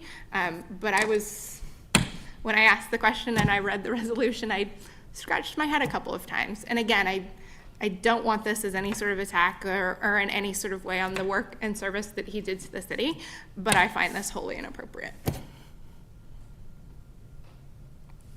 The room feels very silent to me. Thank you, Mayor Lube. I think those are good points and good topics for further discussion, and I think it would be appropriate at a future budget committee meeting or meeting of the subcommittee involved with grants to address those and flesh those thoughts out more. Yeah. Thank you. I know I shouldn't end statements with yeah, but that just happened for my third grade teacher watching. Councilor Hu. Thank you, Chair. First, I'm a fan of participatory, if I can pronounce the budget process as well. So I will actually think if we can move forward the timeline a little bit, we can do a pilot project with it just to see how it goes. So go back to my comments or question. So I'm just wondering how those caps were set. Are they the highest grant amount so far? That's why that's the cap? Okay. Yeah, or thereabouts, yeah. Okay, so I understand your point about being fatigued, because since I'm not in the subcommittee, so I don't do the work. On the other hand, we did receive a public testimony about inflation, and it will be a shame not to award additional money to an organization with a history of success, demonstrable success. So I'm not saying I'm not supporting the cap, but I have my reservation about the cap, and I think we should revisit that in the future to strike a good balance between not tiring the summer committee out versus not letting a successful program grow in the future. So that's my comment about the cap. I have a question about fiscal sponsor. My understanding from readings that this fiscal sponsor has to be a nonprofit. Is that right? Depending on the grant program, a nonprofit or a tax-exempt organization or a governmental agency. So how is that different than we providing the grant to organizations who themselves are nonprofit? Or please help me understand what's the role of fiscal sponsor? So a fiscal sponsor is like a legal position for an organization to put their tax-exempt status on the line to say that they're going to sponsor this organization because the work that they're doing aligns with the mission of that sponsoring organization. So the money they spend can be on for-profit companies still? Or No. Generally, organizations that don't have their own tax-exempt organizations, and those are still trying to seek their tax-exempt status, because that process in itself can take several years. Okay. So generally, they're more like grassroots organizations, and so they seek out a fiscal sponsor to support their work and be their fiscal sponsor. Got it. All right. That helps. So, like a common example would be like Tiger Tualatin School District acting as a fiscal sponsor for Turning Tides. I think it was Turning the Tides, or Tiger Turns the Tides. And then I believe they recently got their own tax-exempt status. Oh, okay. Yeah. Okay. So it's just help an organization on their way to be tax-exempt. Yes. A little. Okay. Thank you. That helps. Thank you. No more questions. Thank you. And just on the topic of the cap, I think it would be worth potentially having a discussion about periodic adjustments because of inflation and other matters, provided that there's additional funding available to, match that. So maybe we can discuss that at a future point. Councillor Shaw. Great, thank you. I would be a +1 for suggesting that there be periodic adjustments. So thank you for raising that to the caps due to the inflationary and some other aspects. And then thank you very much to the subcommittee that put this together. I think guidelines are very important and were certainly needed. A couple of questions with regards to the social services seems to be fairly delineated with the council goals of the housing, affordable, healthcare, hunger, immigrant, refugee resources. I'm not so sure we're as clear when it comes to the community events when we say economic, artistic, cultural benefit. So I'm wondering if the guidelines wouldn't benefit from one of two things. One, a list of what has already been provided in the past for grants in these two categories, or maybe some examples at the bottom of the guidelines of what would be applicable and those that have received dollars in the past. So perhaps questions to the chair and to Councillor Wolf. Councillor Wolf.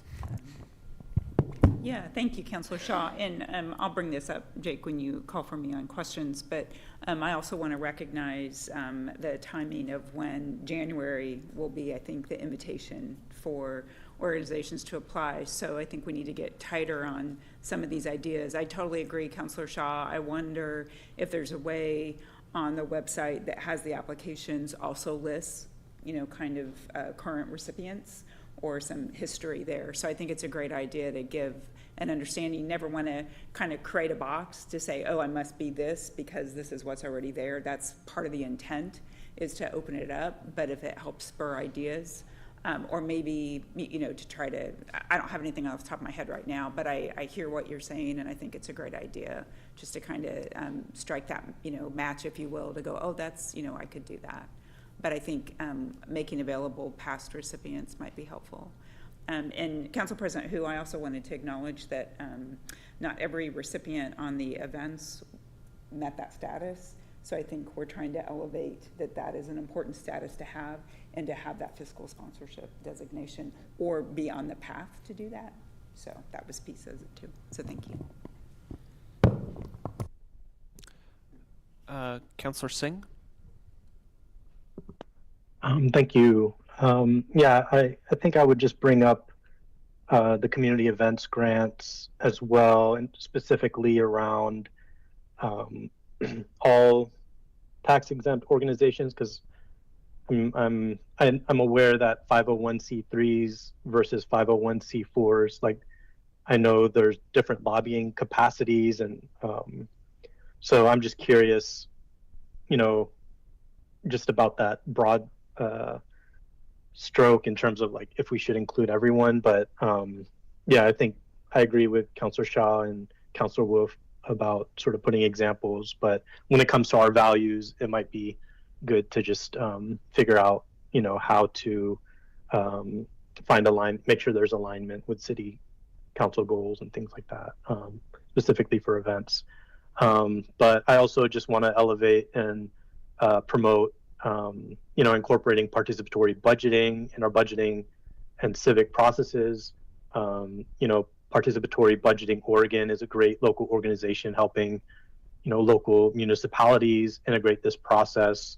Participatory budgeting started in, I think, Brazil about 30 years ago, and it's a unique, tailored process for each municipality. But there's already work being done in our region, specifically in East Multnomah County with youth. It's called Youth Voice, Youth Vote, and I know many leaders are advocating to incorporate this process in other cities in Oregon. So I think, it will take, from my experience, it probably will take a lot of staff time, planning, and coordination, but I think it will be transformative to Tigard specifically, by increasing awareness about the budgeting process, civic engagement, trust, and general transparency. So I just want to thank the mayor and everyone supporting this.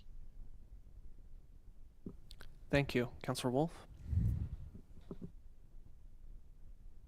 So appreciate everybody's feedback, and just a few thoughts. I am eager to learn more about participatory budgeting. I will say, I'm embarrassed to say that I actually asked poor Liz to print out copies of the grant applications for me last year, but what it did is it gave me a visual that it literally was bigger than a ream of paper. And so the reason I bring that up is to understand if you're in, you're all in, so that every organization that is requesting money has an equal opportunity to get your brain power and how you select a recipient. And so that's where I just need to learn more about the process, that if you're in, you're all in, if that makes sense.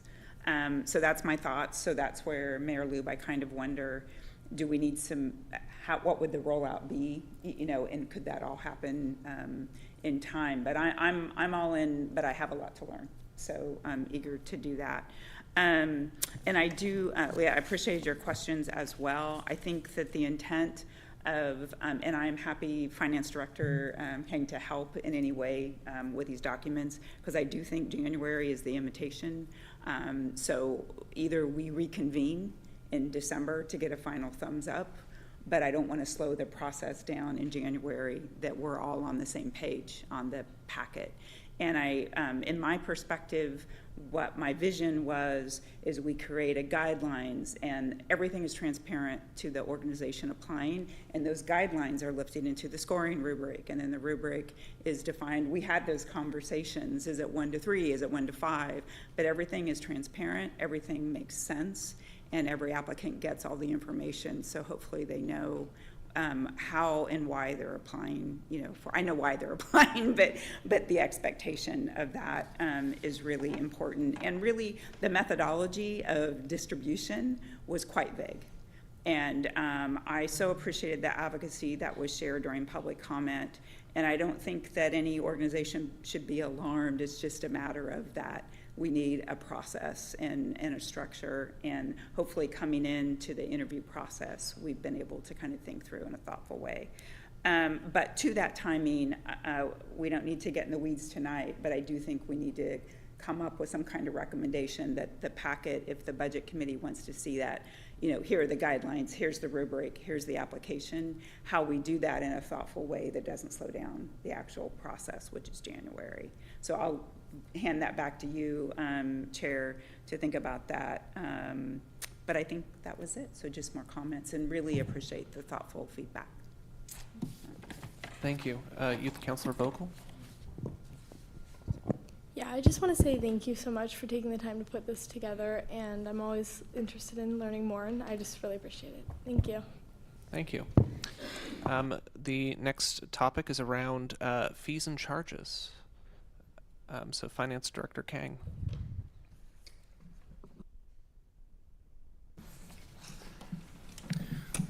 All right, thank you, Chair.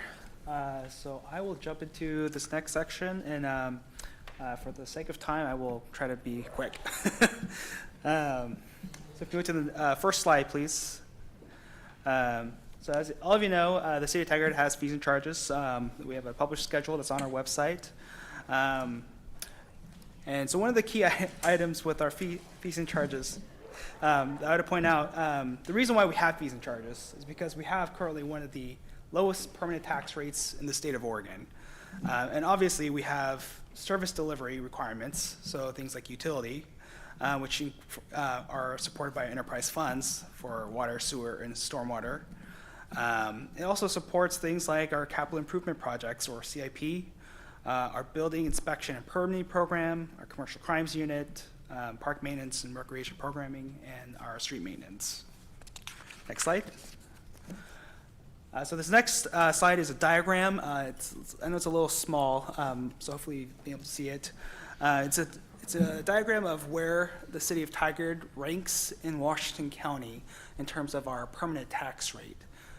So currently our permanent tax rate is locked at $2.5131 per thousand, and it is among the lowest in the county and in the state. If you look at the dotted lines, that green line, that's the average in Washington County. And then if you look at the yellow line, that's the average in the state of Oregon. And so you can see, some of our neighboring cities like Wilsonville, Sherwood, Hillsborough, Forest Grove, obviously Portland and Beaverton are significantly higher than the City of Tigard in terms of the permanent tax rate. And this is a good example of why the city is so dependent on fees and charges and levies, and including the upcoming public safety renewal levy.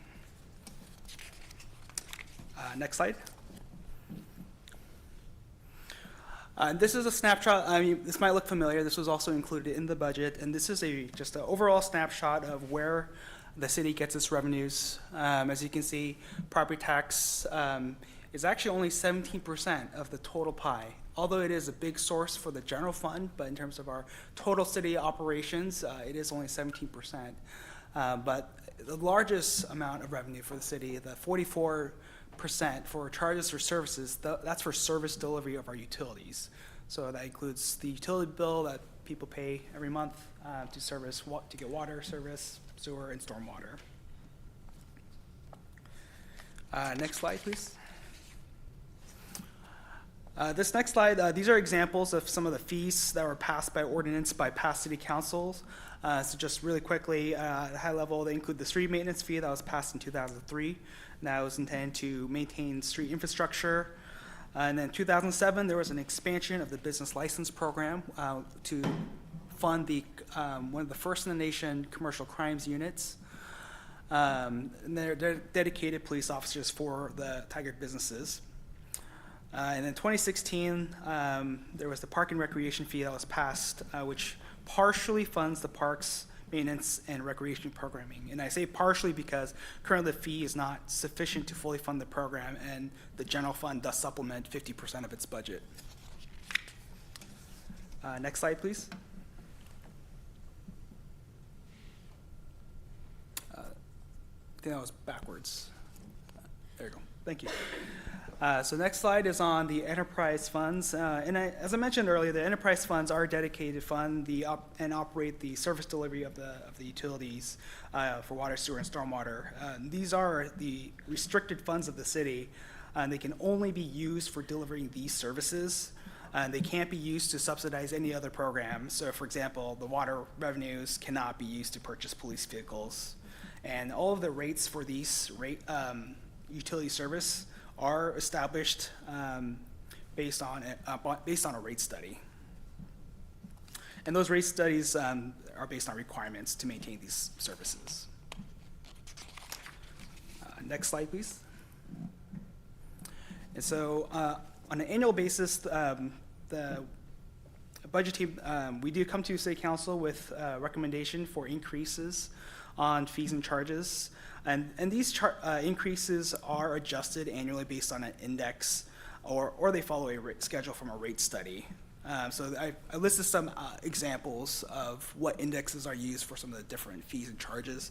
I won't go into each of them in detail, but I did want to point out that some of the increases are stipulated in the municipal code to follow an index, but many of them do follow a rate study.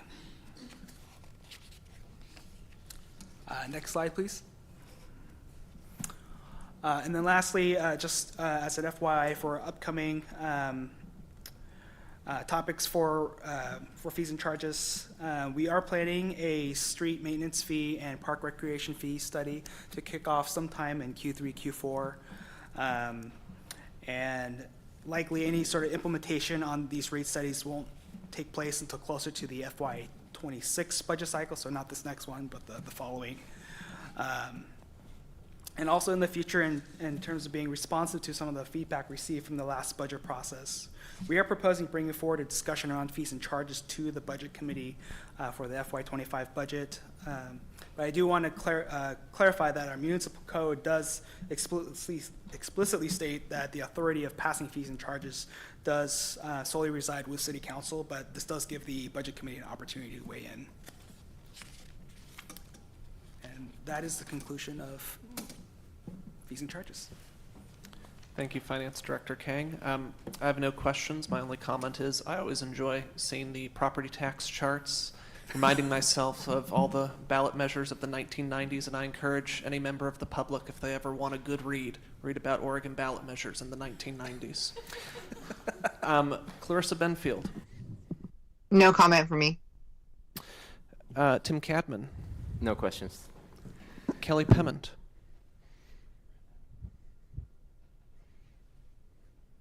No questions for me. Leah Voigt. No questions at this time. Thank you. Mayor Lube. No questions, but maybe I should get a pocket size graph, so when community members continue to ask me why one city has something that we don't have, I can just pull it up. Absolutely. Yeah.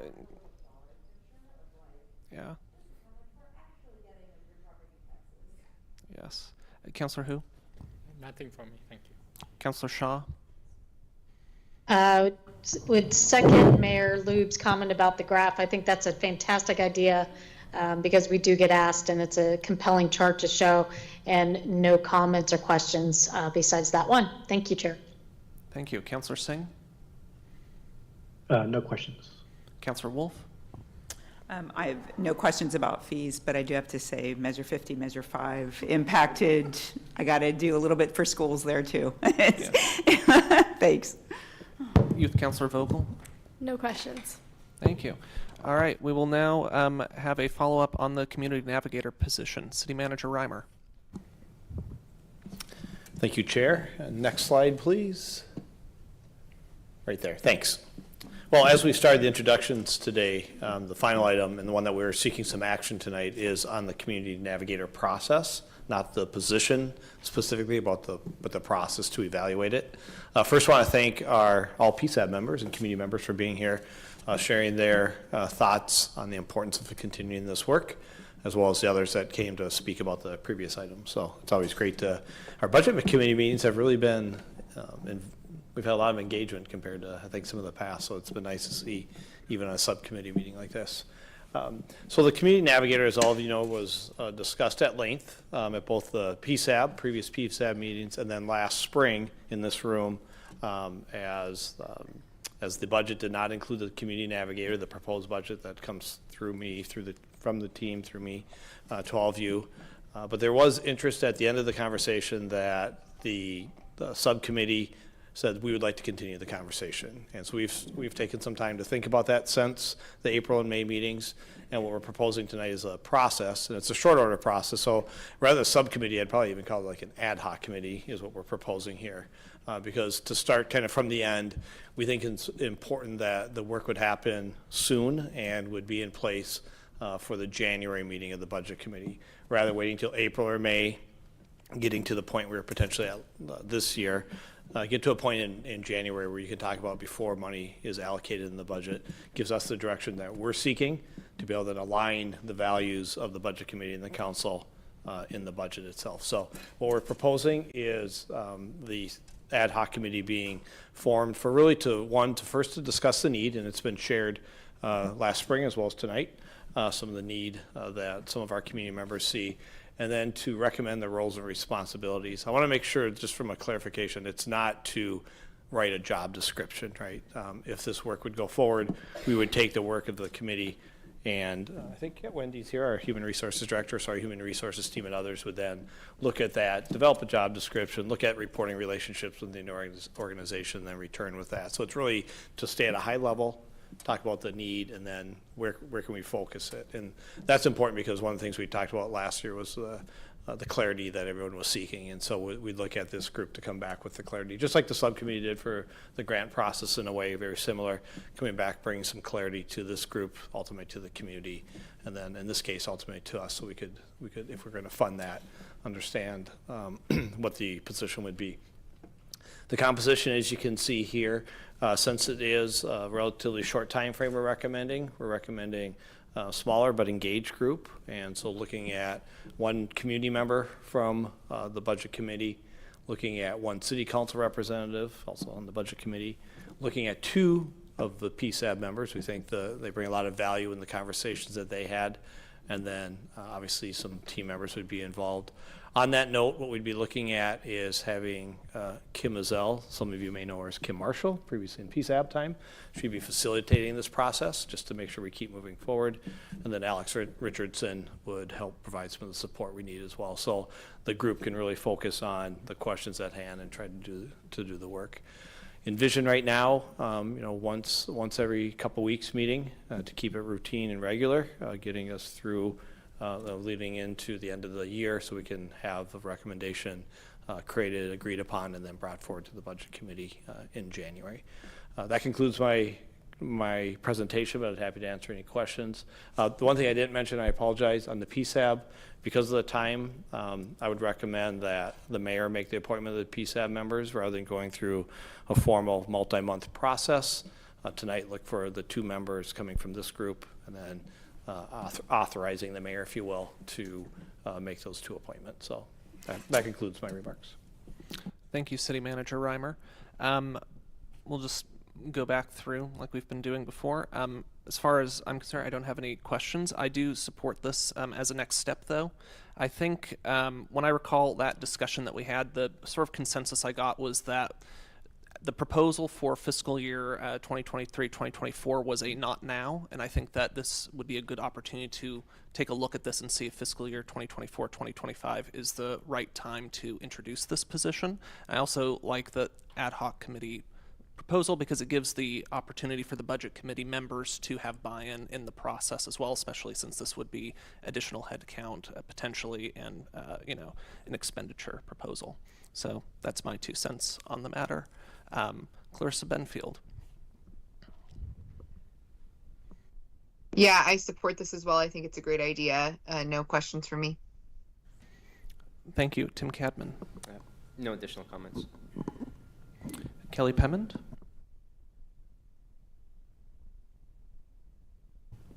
No additional comments from me. Leah Voigt.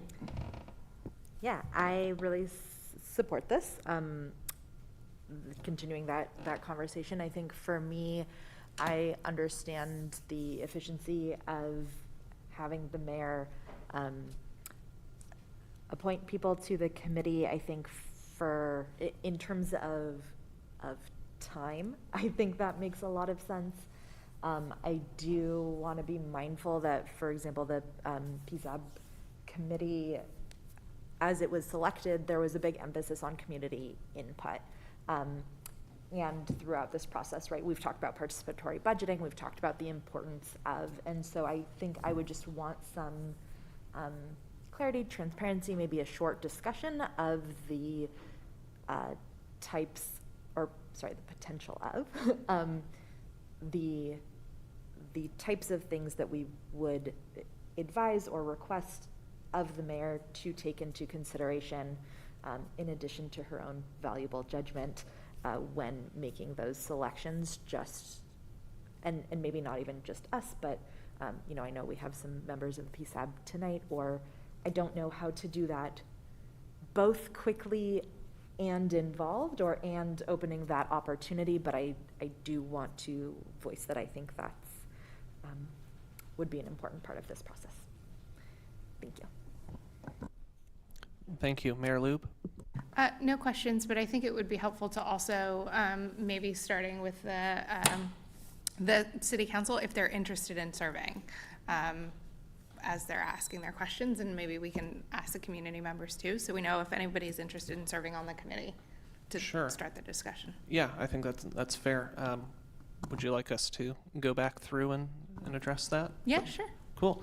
As far as me, I'd be happy to serve on this ad hoc committee if necessary, especially since I was one of the no votes at the time. I'd love to have the opportunity to learn more about the need in the community for this position if the committee thought it was applicable, and ask those questions and present any concerns that may have been on the majority's side when that vote was taken. Clarissa Benfield, would you be interested in serving in this committee if it is formed? Yeah, interested and certainly happy to do so, of course.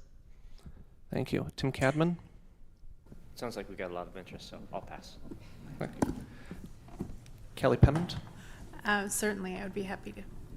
Thank you. Leah Voigt? I'm interested in while I'm serving. Thank you. Mayor Lube? No, thank you. All right. Councillor Hu? I will pass, thank you.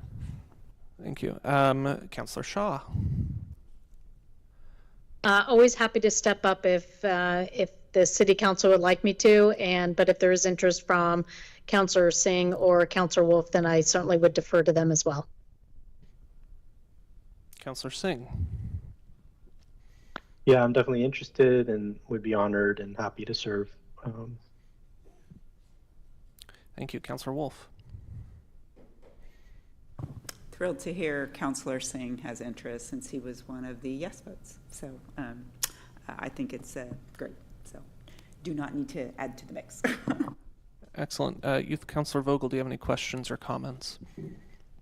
I do not. Thank you. Thank you. All right, so it sounds like we have a couple city councilors and many community members on the budget committee who would be interested in serving. So we are looking for one budget committee community member and one city council representative to serve. I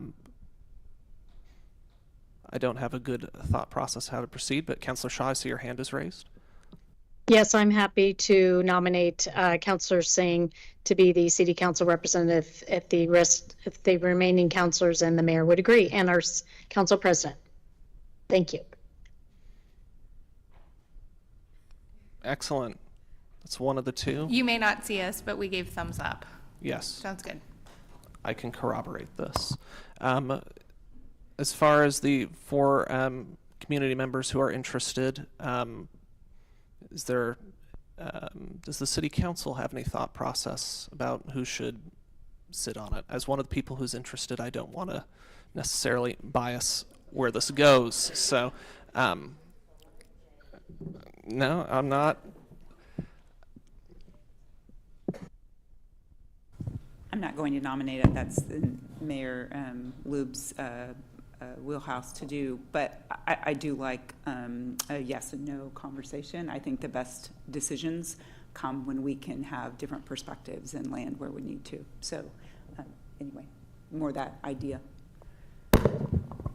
Yeah, I mean, I will just say that I appreciate Chair Slack saying I was a no and I would love to learn more. And so I would lean towards that way, knowing that Councillor Singh was a very passionate yes, just for that topic of conversation, a more robust conversation in that committee. You voted no too, right, Kelly? I did. I prefer Kelly, but Jack is perfectly fine too. Do you want to arm wrestle? No, I'm happy. I've had many subcommittee opportunities to serve on, and you are one of our newer members. So I'd be happy to motion to establish this subcommittee and assign Kelly Pement and Councillor Singh, in addition to two PSAB community members who are appointed by the mayor for this purpose. Is there a second? I'll second it. May I ask a question Yes. first? So, to City Manager Reimer, do you envision that this process is sort of like the Charter Review Committee, where everybody's online and it's recorded? I think we have to determine that. Okay. Are you thinking to record it so others could Yeah, see I the really, conversation? I really enjoy watching Okay. the Charter Review Committee online, so it really helped me inform.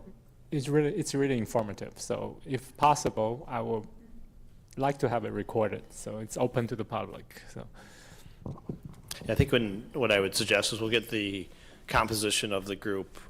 We can figure out if remote's easier or not, but we maybe will still have a way to record it for others to enjoy, like yourself. All right, thank you. Yep. Thank you. Mayor Lube, am I correct to hear that you seconded? All right, thank you. We have a motion and a second. I will now take a roll call vote to approve this motion. Let me make sure I write this down. So going down the list, Jake Schlack, yes. Clarissa Benfield, Absolutely, yes. Tim Cadman, Yes. Kelly Pement, Yes. Leah Voigt, Yes. Mayor Lube, Yes. Councillor Hu, Yes. Councillor Shaw, Yes. Councillor Singh, Yes. Councillor Wolf. Yes. Thank you. The motion is adopted unanimously by vote of the committee. All right. Thank you, everyone. Thank you, everyone, for your patience. I think we've had very good discussions and learned a lot tonight. I'd like to hand it back over to Mayor Lube to continue the City Council meeting. Thank you, and thank you for your service on this committee. City Manager Mayor, Reimer? if I will, just to close out the last item, just so everyone knows, we will send an email directly out to all of the PSAB members tomorrow morning, letting them know the decision and asking if they have an interest to let us know and go through a process of selection. So. Thank you. The next item on our agenda is the Nick Wilson Memorial Plaza update, and we have redevelopment project manager Sean Fairley to present the staff report. Thank you, everybody, for being here.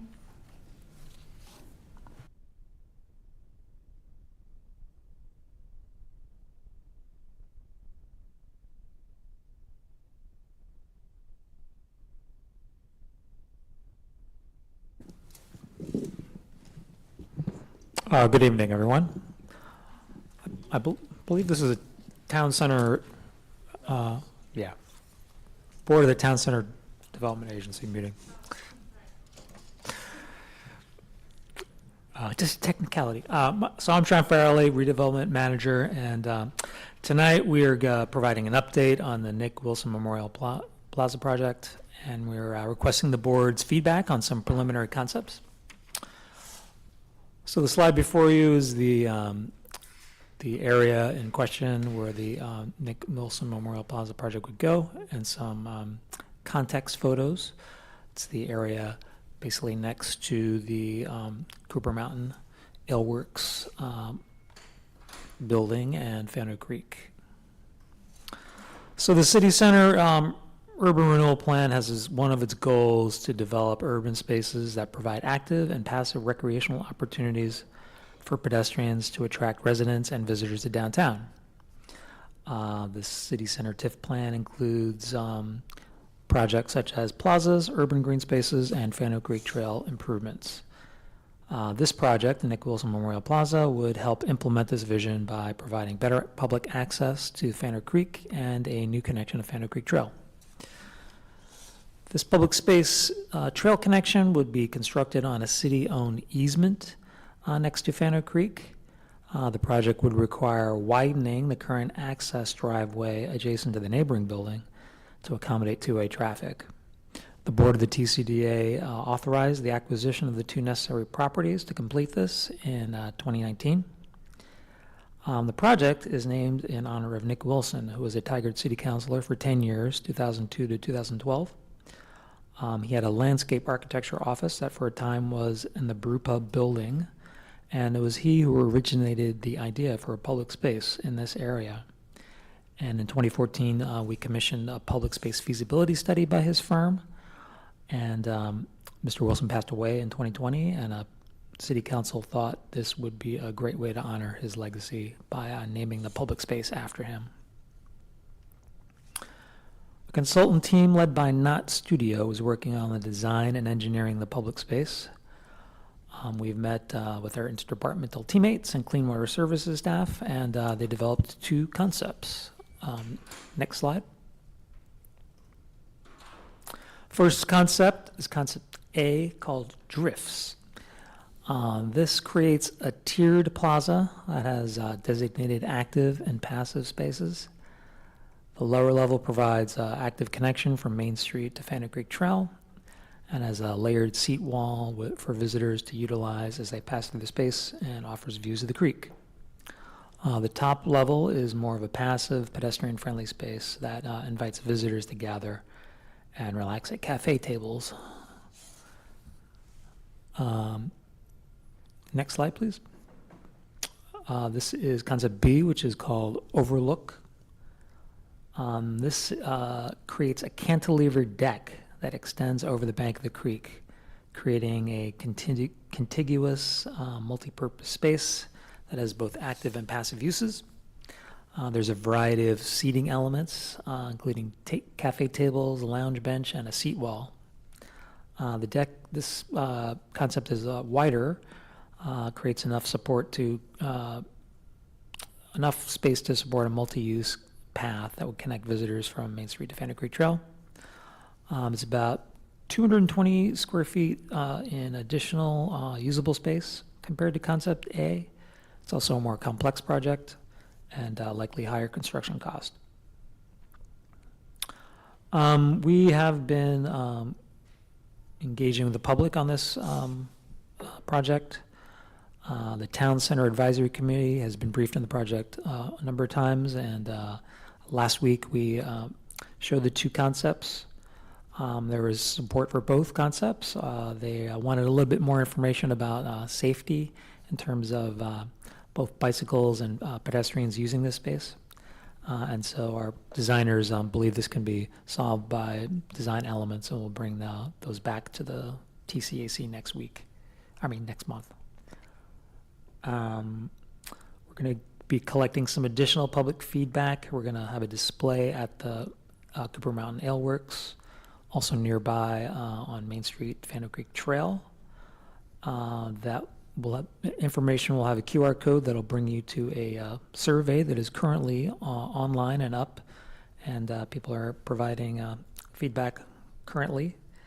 I've also mailed out a postcard to residents in the area, encouraging them to visit the website and to comment. We'll also be sharing these alternatives with the Tigard Downtown Alliance. Also tomorrow at Community Development get-together at the University Plaza, we will display these options and solicit feedback there as well. Next slide. So this is a greatly simplified schedule. Design of engineering phase kicked off in April. Currently, after we performed a survey, geotech, arborist reports, and wetland delineation, we've got into the concept design. And once a preferred concept is developed, the consultant team will provide a cost estimate for that and start working on the schematic design package. So that would continue through design development through the middle of next year, and then onto the land use application and permitting.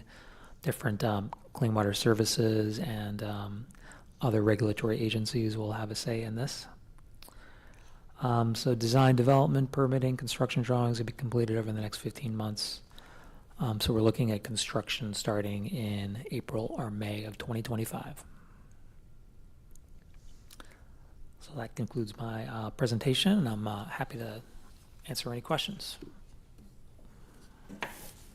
Thank you.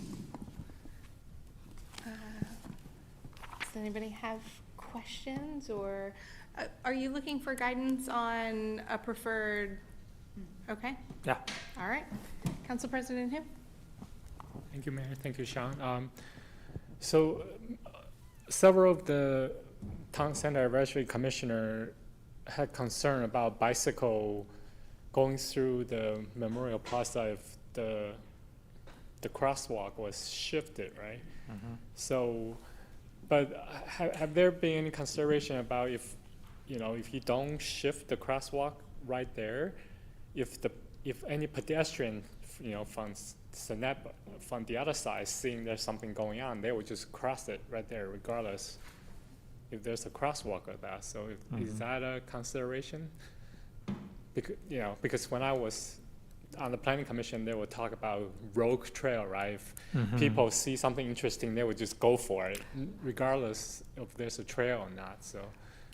Yeah, desire paths, I think they also call that. So that moving the crossing hasn't, we haven't settled on whether we're going to do that. I know having two crossings is problematic in some ways. There are some ideas about how we can accommodate bikes better by directing them on the existing trail, having them cross at the existing crosswalk, but maybe make it a little more comfortable for them to turn. We're exploring some ideas there. And that was the main feedback from the TCAC, was that concern. And I think there's ways to do it that will discourage bikes from coming through here. Perhaps you could get off and walk your bike in this area, and while also still making this a accessible, ADA accessible area. So still some ideas we have to figure out, but our designers believe that different design elements can address that concern. And I think there was a commissioner who worried about moving the sidewalk, the crosswalk will reduce parking spaces, but I remember you mentioned that may not be necessarily true, right? There may be a way to preserve the number of parking spaces even if we move the crosswalk. At least that's how I remember you answered. Right.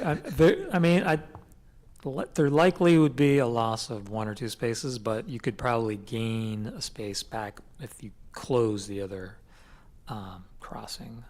But again, we haven't really landed on whether to pursue that change crossing, because there's pros and cons to both. All right, thank you. I just also want to add, former Councilor Liz Newton did email us today. It was later this afternoon, just in case not everybody read it.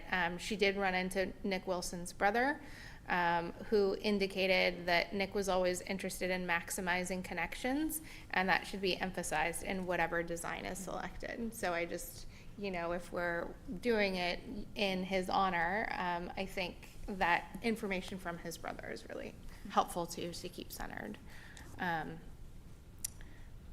I guess I'll kick it off. So, looking at both designs, I surprised myself that I think concept A more than B. And it feels like it looks more like a community sort of hangout gathering space. I think it's the two-tiered bench seating. I think there's an upper area and a lower area. You still have some tables where it feels a little cozier in a way in which I don't know that extending it out makes it feel cozier, or actually, to me, it visually looks like less seating. And that's just kind of what I see and I feel, but certainly concerned if we're expecting bikes to go through there. Would want, like a dismount, a sign, no bikes dismount here, to preserve the protection. And also understanding that I don't think we're trying to cram everybody in this space, because literally kitty corner across, Ava Roasteria is getting this beautiful deck. And so I don't know that we have to mirror that much more expensive or potentially more expensive option on the other side. I think that would be a place that I could hang out and have a conversation on those tiered benches. That to me looks more inviting. Does anyone else have an opinion? Yep. Councilor Wolf? Thank you, Mayor. Just actually to support your same kind of conclusion, I'll be curious as the costs become, more defined. So that would also be part of the decision factor for me. But I like the idea of the flow and the movement. But if you really just want to sit and have a quieter space, I like the idea of the two spaces. And they seem to be differentiated that way, of really sitting and gathering, connecting versus kind of passing through. So I lean towards A, but obviously interested in the final concept costs. So thank you. Councilor Shaw or Councilor Singh?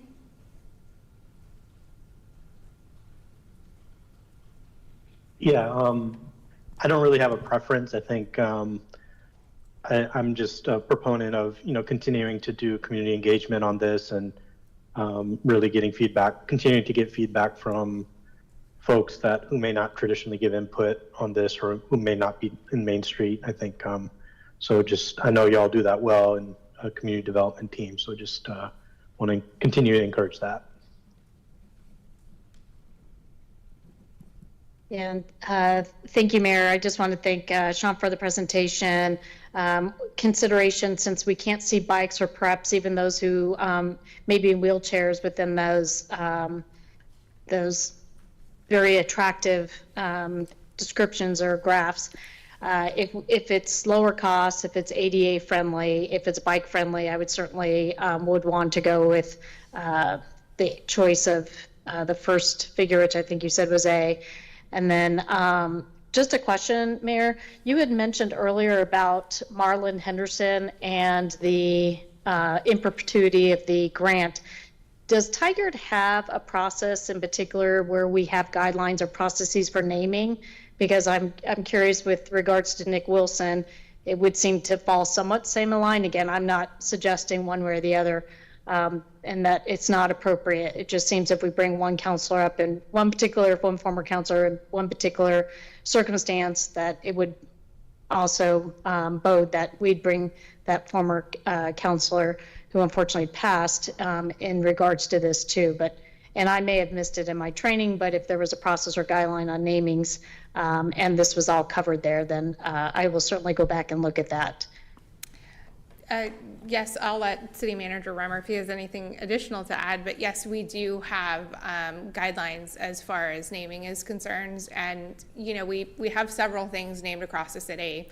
Dirksen is after our former mayor. It's going to be the Cook Family Park, which is after our individuals. In Universal Plaza, we have the Jason Snyder community tables.